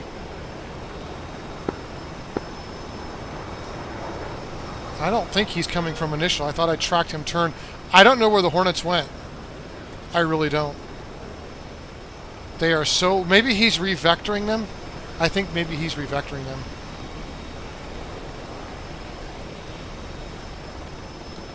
Yeah, Lone Wolves. When I'm landing, I think I had someone in one of my streams comment, "Why is your throttle spazzing?" when I was flying form, but I do the same thing when I'm landing, and that's because I don't know how else to do it. I'm slamming the throttle all over the place. It's like a spastic monkey. Me too. Yeah. Say again for Cat CC. Should be sawing that the entire we're clear. time. Go ahead.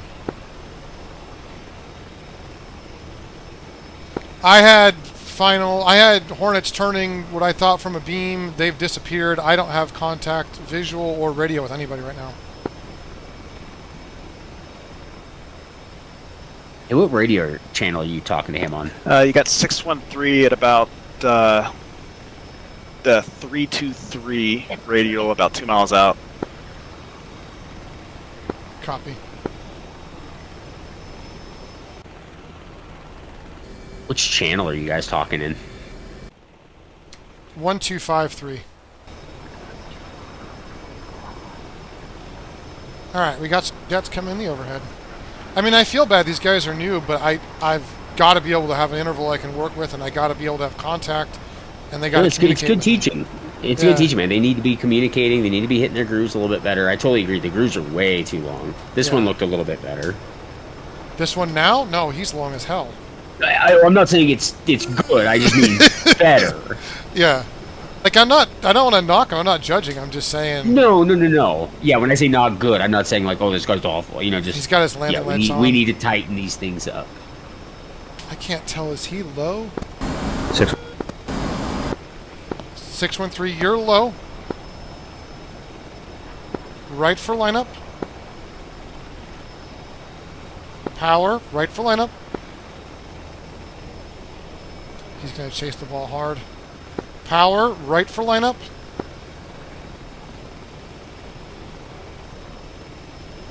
Power. Wave off.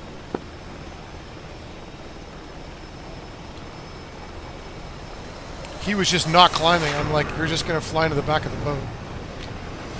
Or moving right. I don't understand. I'm trying. No, I'm seeing this a lot. I'm seeing these people. I'm saying it's like we're derogatory, but I mean, I'm seeing you give clear commands, and then the plane just keep going the way they're going. You know, like you clearly just said, "Come right," and that plane did not bank right. Yeah, I mean, in the aviate, navigate, communicate, you drop the communicate first. I get it. Yep. It's just I think there's a lot of helmet fires going on tonight. It's probably what's going on, but I get we'll work through it.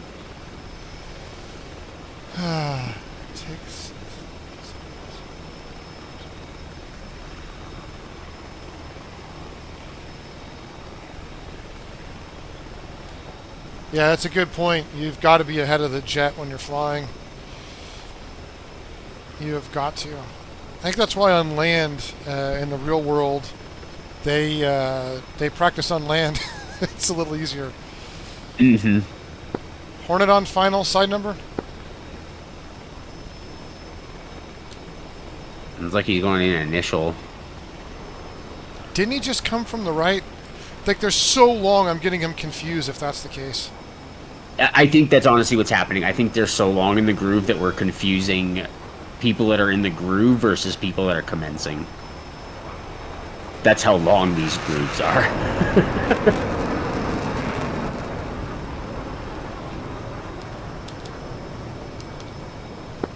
Hey, can you have them contact me when they're abeam? Yep. That's a good idea.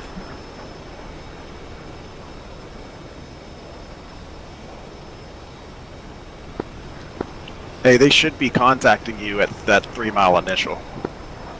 Yeah, but I need them, well, right, but I need them, they are, but I need them to start contacting me when they're abeam, because I don't know what's going on, and I need to tell them to start turning. So as soon as they're abeam the ship, I need them to contact me, but I'll announce it. 99, all players in the stack, as soon as you are abeam the LSO platform, contact paddles. I'll have them report a beam. Thank you. I think that's going to help me with my SA. Hornet and final, power. Come left.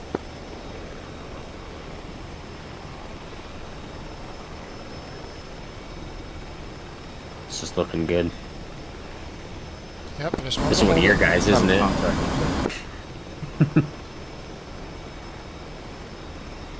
Come right.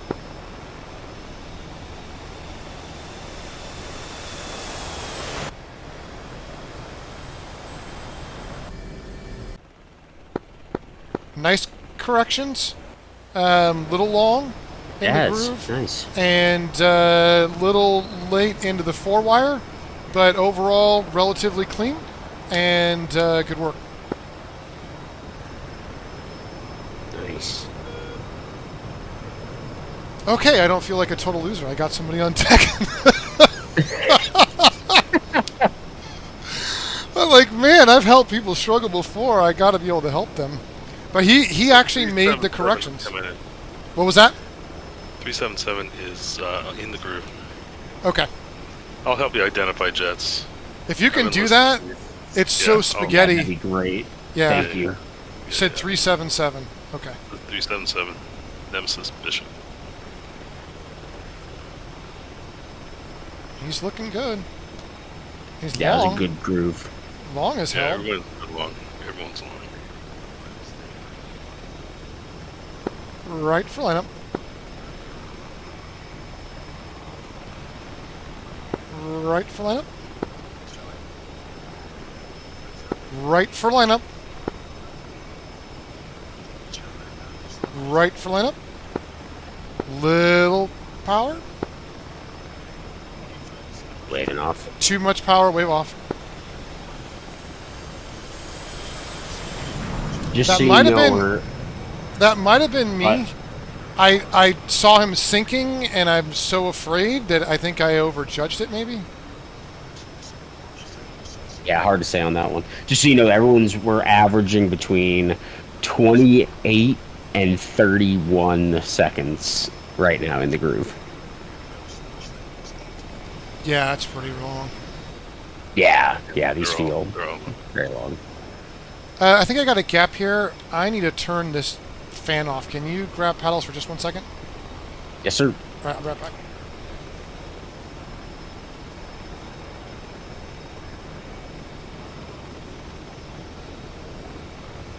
See, he must be on initial.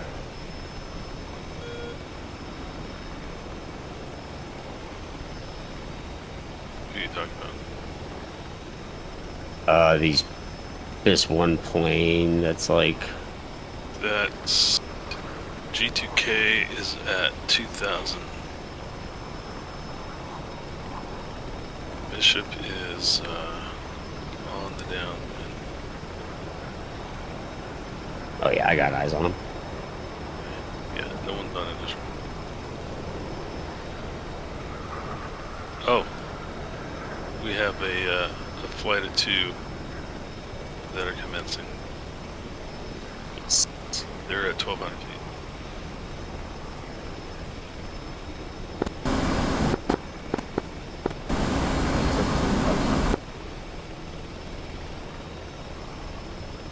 Okay, Bishop just called is a beam.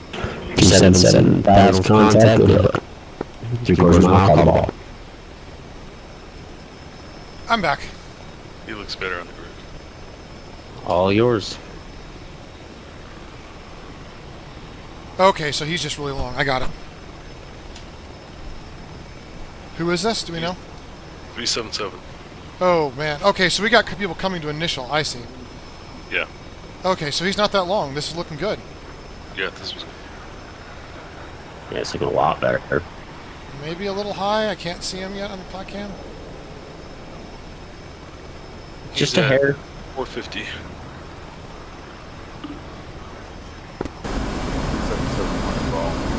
There it is. Ease Roger back ball. in. Left for lineup. I said that wrong. Gonna let him be a little high. Come right.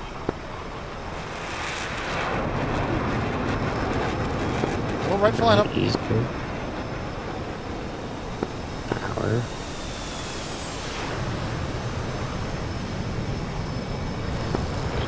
A bit of corrections there at the end for your Have 377, maintain altitude 600 feet. 377, maintain altitude 600 feet on BRC. I think you just grabbed a little bit of power at the end. I saw you were low. I almost called power. I think you just grabbed a little bit too much. Yeah, it's exactly what I saw too. He was coming in good. I think just a little hair too much power on that. Settle down. 303 checking in. 303 contact.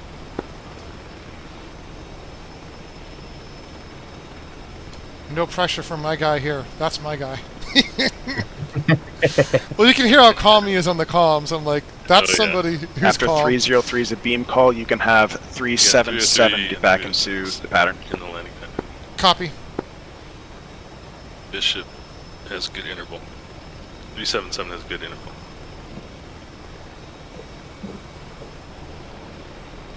Say, how many planes are still up there? There's a lot. No idea, brother. I'm gonna have to go in like 25 minutes, so. There's 10 or 11. I'll keep LSO and we'll get them down. Yeah. Tell 377 to turn back in. I think we should be good. 306 checking in. 306 contact.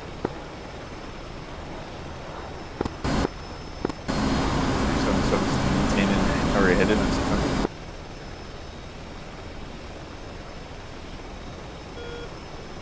303 Hornet ball 5.7.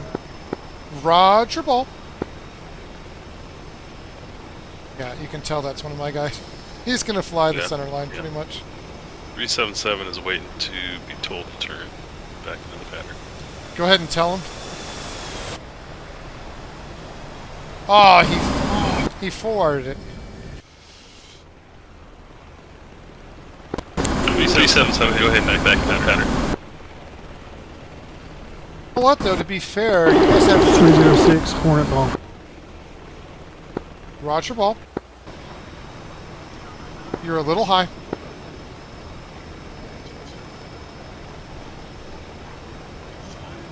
You're high.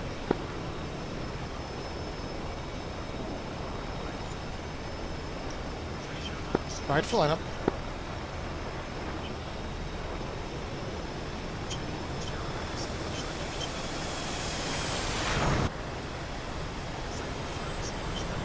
Bolter, bolter, bolter. You may have given a little bit too much power late.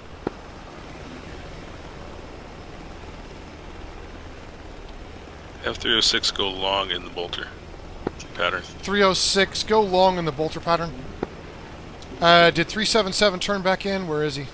Yeah. He's turned back in. Alright. He's about 3 miles in the downwind. Now I'm not going to sleep tonight because I'm going to be thinking, what else should I have done? Rewatch my stream and critique myself. That's what I'm going to do.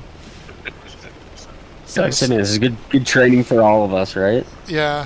I think we need to add in the training a tack view that shows the groove and what to do and the importance. I've got a tack view of, I think, like 15 or more jets coming down. I'll send you. That'd be great. Yeah. Tell 306 to turn back in. Yeah, his AOA probably was low. It's hard though. He was trying to adjust for being high, and so 306, go ahead and turn back into the pattern. It could be that he just got the hook off.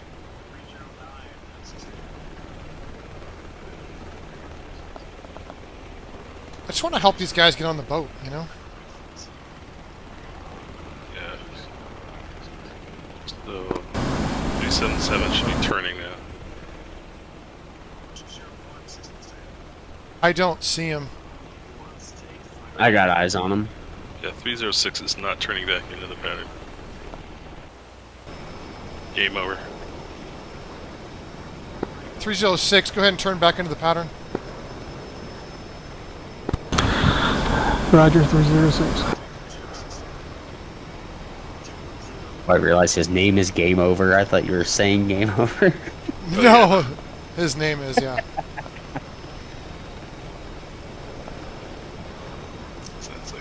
This is a good, this is looking good. I don't know who this is.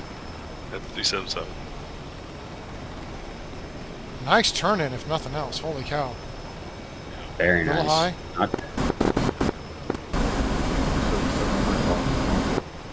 Don't settle, don't Roger, settle. don't settle.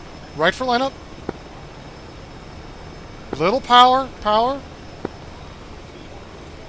Power. Power. Now ease it down. There you go, there you go. That was a beautiful rollout. You listen to the power calls, a little bit left to right on final, but nice clean trap. Rewire. Good job, Bishop. Whew.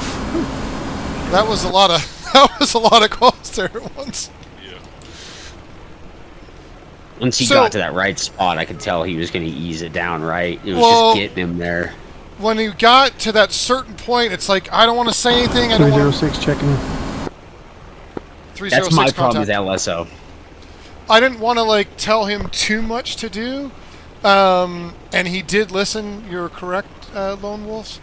And so at the end, I'm like, ooh, I want to say something, but I just bit my tongue and let him work it out, because it's so late. I really can't say anything, or at least I'm afraid to, because I'll wave him. But he listened.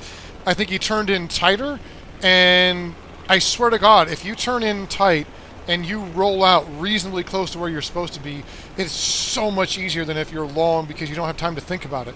You just have to do it. So to give you a reference, his first groove time was 32 seconds. His second one was a bolter. It was 22 seconds. And the groove, and his last one was 22 seconds in the groove as well. Roger, ball. Excuse me.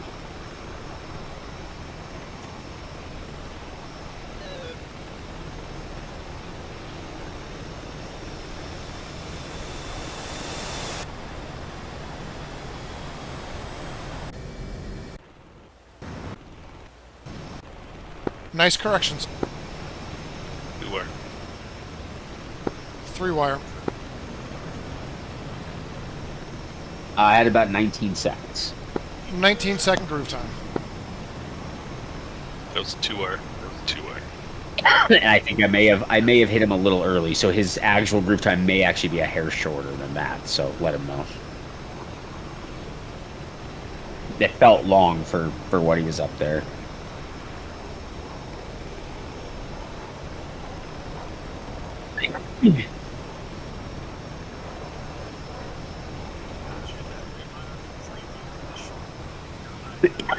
Oh, God. There's about 10. No. Got one overhead. Guy in initial 099 checking in, reporting a beam. 309. I don't see him a beam, do you? No, that's incorrect. He's just about to Overhead. break Just in the overflew the pattern. tower. The overhead. Copy, thank you. He's not a beam. I was like, God damn it, you made me think I was on the wrong ship again. He's doing the overhead right now. Whew. I'm trying to write down all these notes so we can cover all these things. Well, this is why they have multiple LSOs. Like, normally I have more bandwidth, but right now I have to focus so hard. Yeah.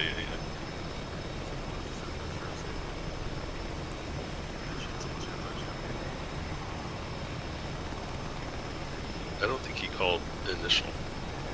I don't think so either.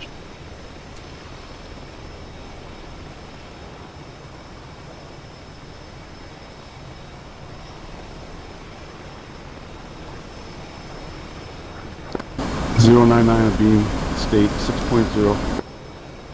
He did. Roger, he did call 099. initial. Start turning. Oh, he did? Okay. Yeah, see, this is going to work if they call beam. I'm just going to yell at him to turn, and I can see him turning. Yeah. And it'll reduce how long they are. Look at that. That doesn't look bad. My calibration could be off. Yeah. No, But he listened. He's turning. We might get somewhere here. Looks maybe he's a little low. He does look low. Yeah, he's 330 feet. He's correcting or just coming closer to do the turn. He is going to be tight.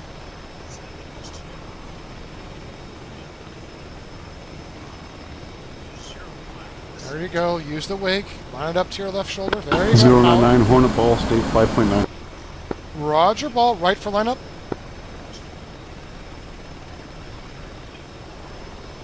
Right for lineup.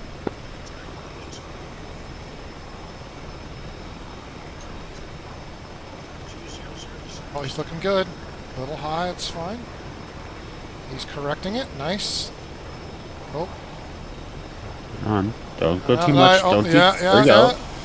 I was about to call it. There we go. There we go. That was a beautiful rollout. You had a nice turn in early. You got lined up, maybe a little bit too tight of a roll turn because you had to come right for lineup. Your power adjustments were correct. Almost had to make a little more of adjustment at the end, and you didn't do the overcorrection. Looked like you might have. Not sure what you were thinking, but good trap. You had a 1 099 copy. And it was a 1-wire. I'll take it, man. I'll take it. He was getting low, and he was at that point of like, do I call power or just wave off or leave him alone? And I'm like, I'm gonna leave him alone for a minute. Yeah. It is funny with like, I know even with when I was learning, like having the LSO talking to you is almost like, it feels like it should be more helpful than it is when you're first learning, but it almost feels like it's one more, gasoline on the fire almost. Yeah, it can be because you're going to drop comms, but I think it's important that they call beam, and I'm just going to yell at them to turn, right? It seems like it's been tightening up the last few years for sure. Yeah, I think this is a good training. I'm always joking in my squadron that we learn backwards, right? And it's just we haven't been there before, and we're doing new things, and they're hard, and so you're planning for what you think's going to happen, and you forget to plan for something else, and that's the sausage factory happening, and then we come back and we look like we know what we're doing only because we screwed it up before. So here's an update. There's 7 birds in the air. It's not too bad. 185.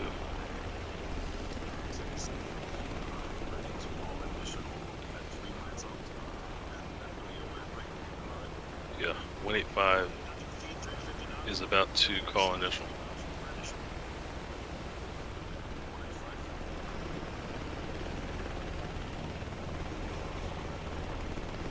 I got no customers. I'm all warmed up over here.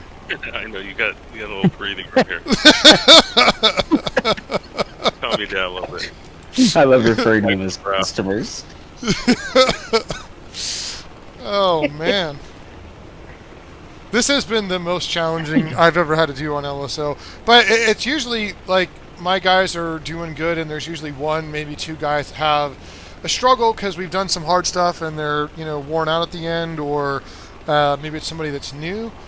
But when it's everybody and they're doing so many things, I gotta invent a way to get them on. I think the beam call is it. So we're making this crap up as we go along. Got try to one Uh, fix about to do the overhead break for you. I'm setting them straight to you.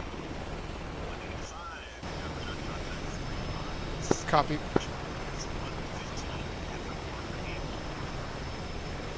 It's just a good example of what training is like to some of these guys. It's not the easy stuff that these guys come and they know what they're doing and just need some polishing. It's like, nope, these guys need built from the ground up. So a lot of times. 185. 105 contact. So you're saying when I made the thumbnail version that said 0 to hero, you meant 185. Do you read? 185 contact.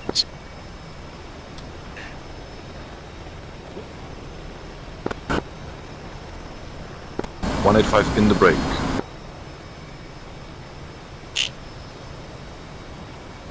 You know what though? It'd be great is to do this again in a couple of weeks and watch some improvement. That would make me happy. Oh yeah. Actually, I was thinking like instead of doing 1 week, I was thinking about 2 or 3 weeks from now. Well, we're going to be at Christmas, brother. So we probably got 2 weeks. Oh, that's true. I'm not going to be streaming from the East Coast where I'm with my wife's family. Yeah, you can bring your gear with you. No. No. Though I probably could LSO. Well, no.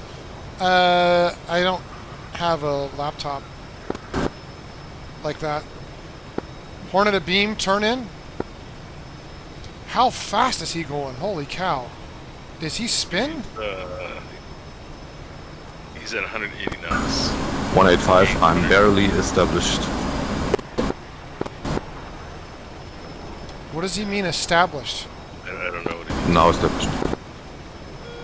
He's too high. He's at 900 feet and 150 knots and dropping.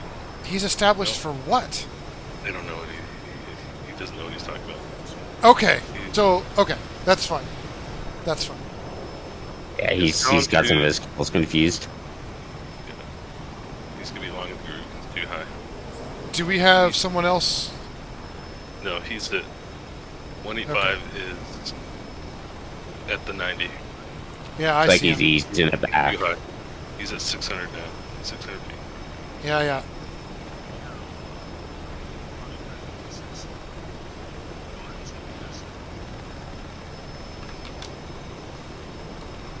Let me tell Hornet. Hornet ball, 185. Bring in.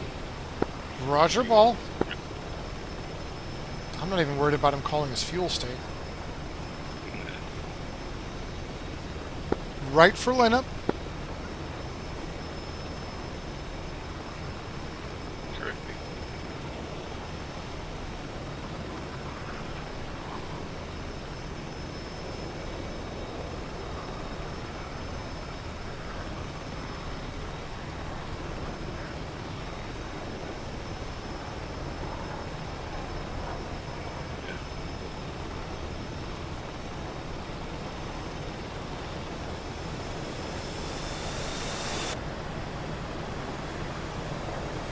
One wire. Very long in the groove. Very clean on your approach until probably about quarter of a mile. And you got a little bit off. Had to adjust to the right and then maybe drop too much power after the back of the boat. One wire. 185, parking. Overall, pretty clean. I mean, in comparison, that wasn't bad. Really long. Not at all. And I think he needs to understand what it means to be coming lower. I don't think he understands the altitudes, but It's so fun too watching these guys polish it. You know, like from tonight, hopefully learning it, getting better to the time they come back and do their CQs. Yeah. Hopefully we'll see a big improvement.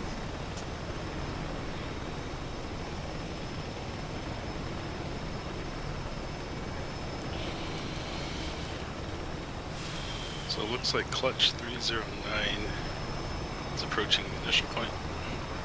okay. Do we have anybody coming abeam? Negative. Where are they all going? I don't understand. I see them go by, but I don't know where they go.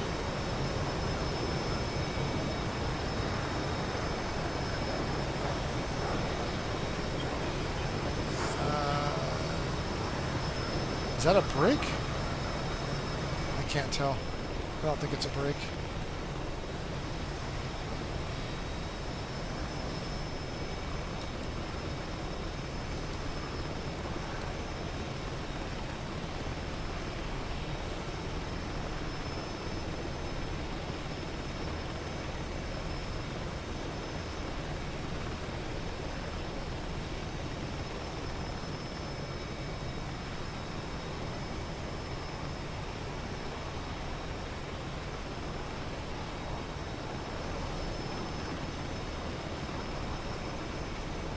I'm glad this isn't like, you know, being judged like on a batting average as an LSO, because I'd be failing tonight.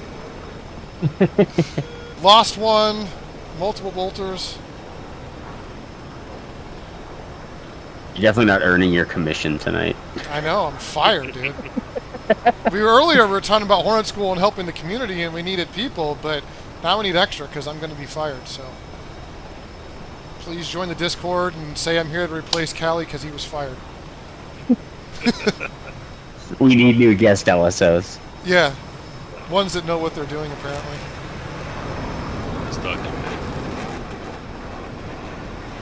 Right, he's your breaking, Christmas right? bonus this year.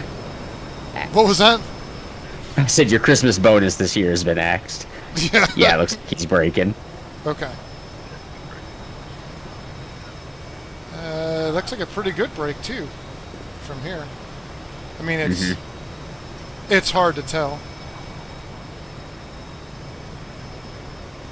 Only went right through the little green box on my window, so that's a good sign. Nice.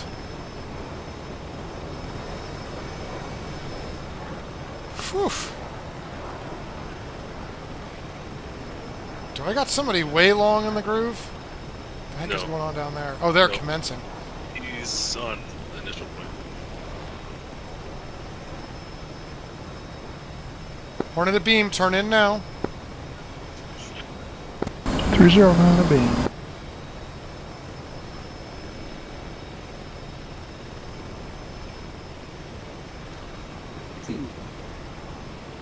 I love how many people are hanging out just watching. They want to see the fireworks. Only one so far. Only one. We've never lost more than one in a night. Fingers crossed. Oh wow, are you saying I could be On like not wood. just fired but like banished? I mean, right now your average is the same as everyone else. Let's not let it go too much worse. Wow. So 201 is about to break. Copy. 309, Hornet ball, 3.9. Roger, ball.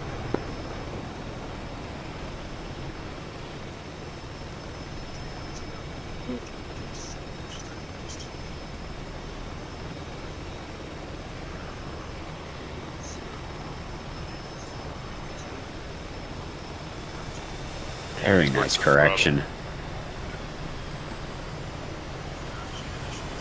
Forward. Almost a little too much correction, but it was nice. So you had a good rollout, a bit long in the groove. You were very steady until late. You maybe had just a little bit too much correction. I don't know if you grabbed power, but if you did, I think that's why you might have gone to a 4-wire. Overall clean. Very good, thank you, sir. 201 a beam. 201, turn it now.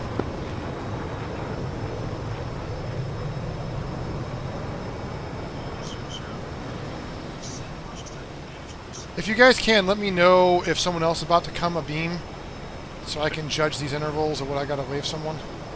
Yep. See, look at this. We're turning in tighter. This is definitely working. Yeah, this is Frenchie, who's got one that just did the overhead break. He should be about a beam now. He's about 1,000 feet high and kind of all over the place. he better Copy. better hit a 3-wire. Yeah, Come on, Frenchie. hey, that guy that's a beam, Hornet a beam, turn in now. He is fast and high. Right high. Yep, that's I was warning you. Hornet on final, right for lineup.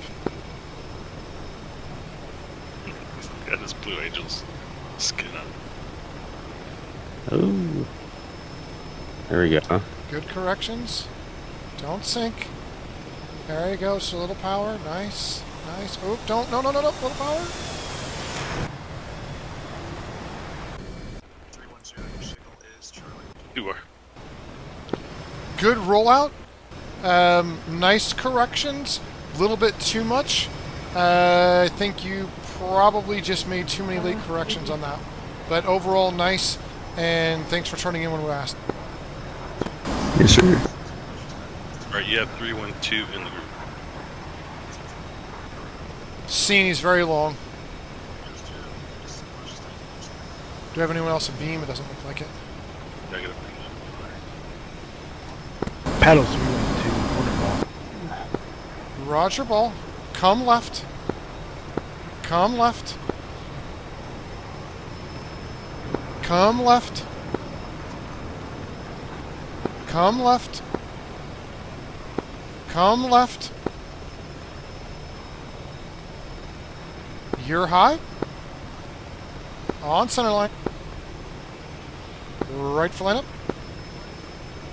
Right for lineup. Right for lineup. You're high. Right for lineup.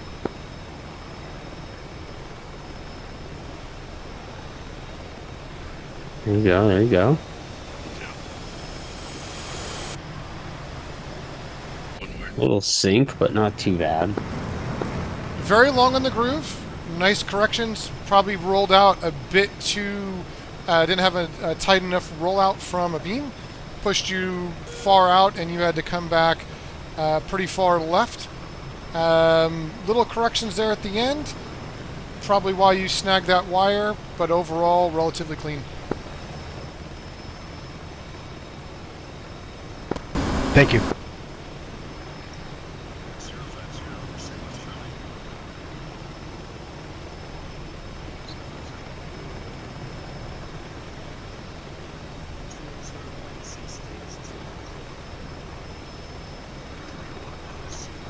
That's great to hear, Stick, and you know, it's all about getting reps and practice. To do this right, it takes multiple times. Yes, sir. It does.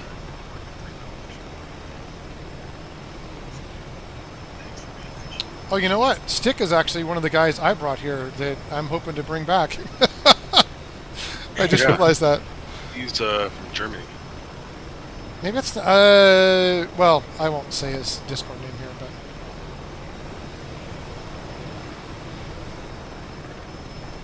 there's a guy that also has Stick in his name. There might be more than one. Do we have anyone abeam? Negative. Why is someone flying backwards abeam?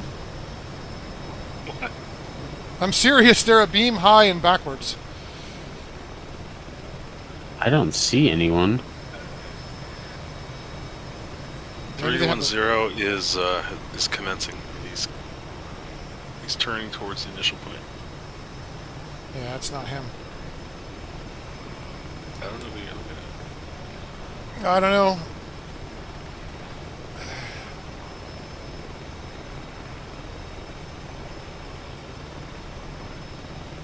So 310.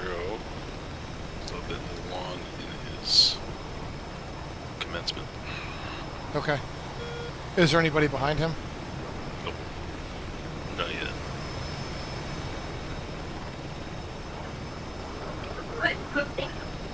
Someone's coming overhead. Looks like they're in low holding. Yep. That's Apollo.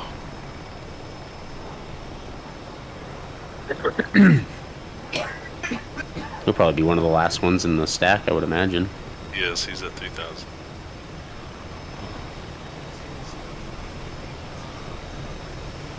Glad you had fun, Dutch. You know what I would say to myself as I was watching this stream? I'd be like, shut up and show me you can do it. That's what I would tell myself.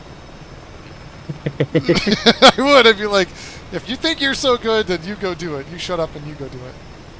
It was fun last week. Me and Shaker came in as a pair and got to put on a show. You know, we could do a 4-ship. We could do a 4-ship with timing, and like as a like hoorah for people if they ever wanted. That'd be super fun. Because I'd have to do a shit hot break. All right, paddles. I got one coming over the tower right now. Visual. 310 checking in. 210 contact. 310. 310? 3. Yes. Correction, 310 contact.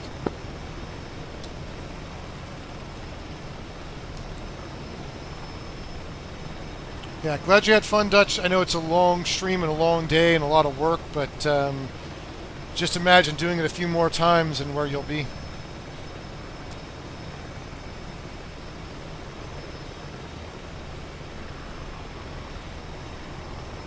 Practice makes perfect. It's the only way you land a F-18 at Carnegie Hall.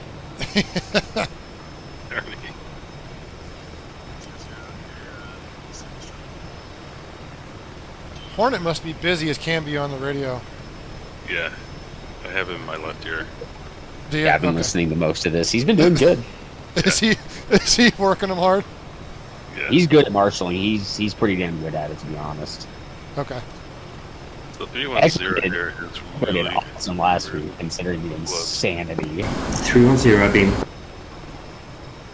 I feel like this week is a lot more consistent. He's a bit high, but he's bringing it down. Where that continues.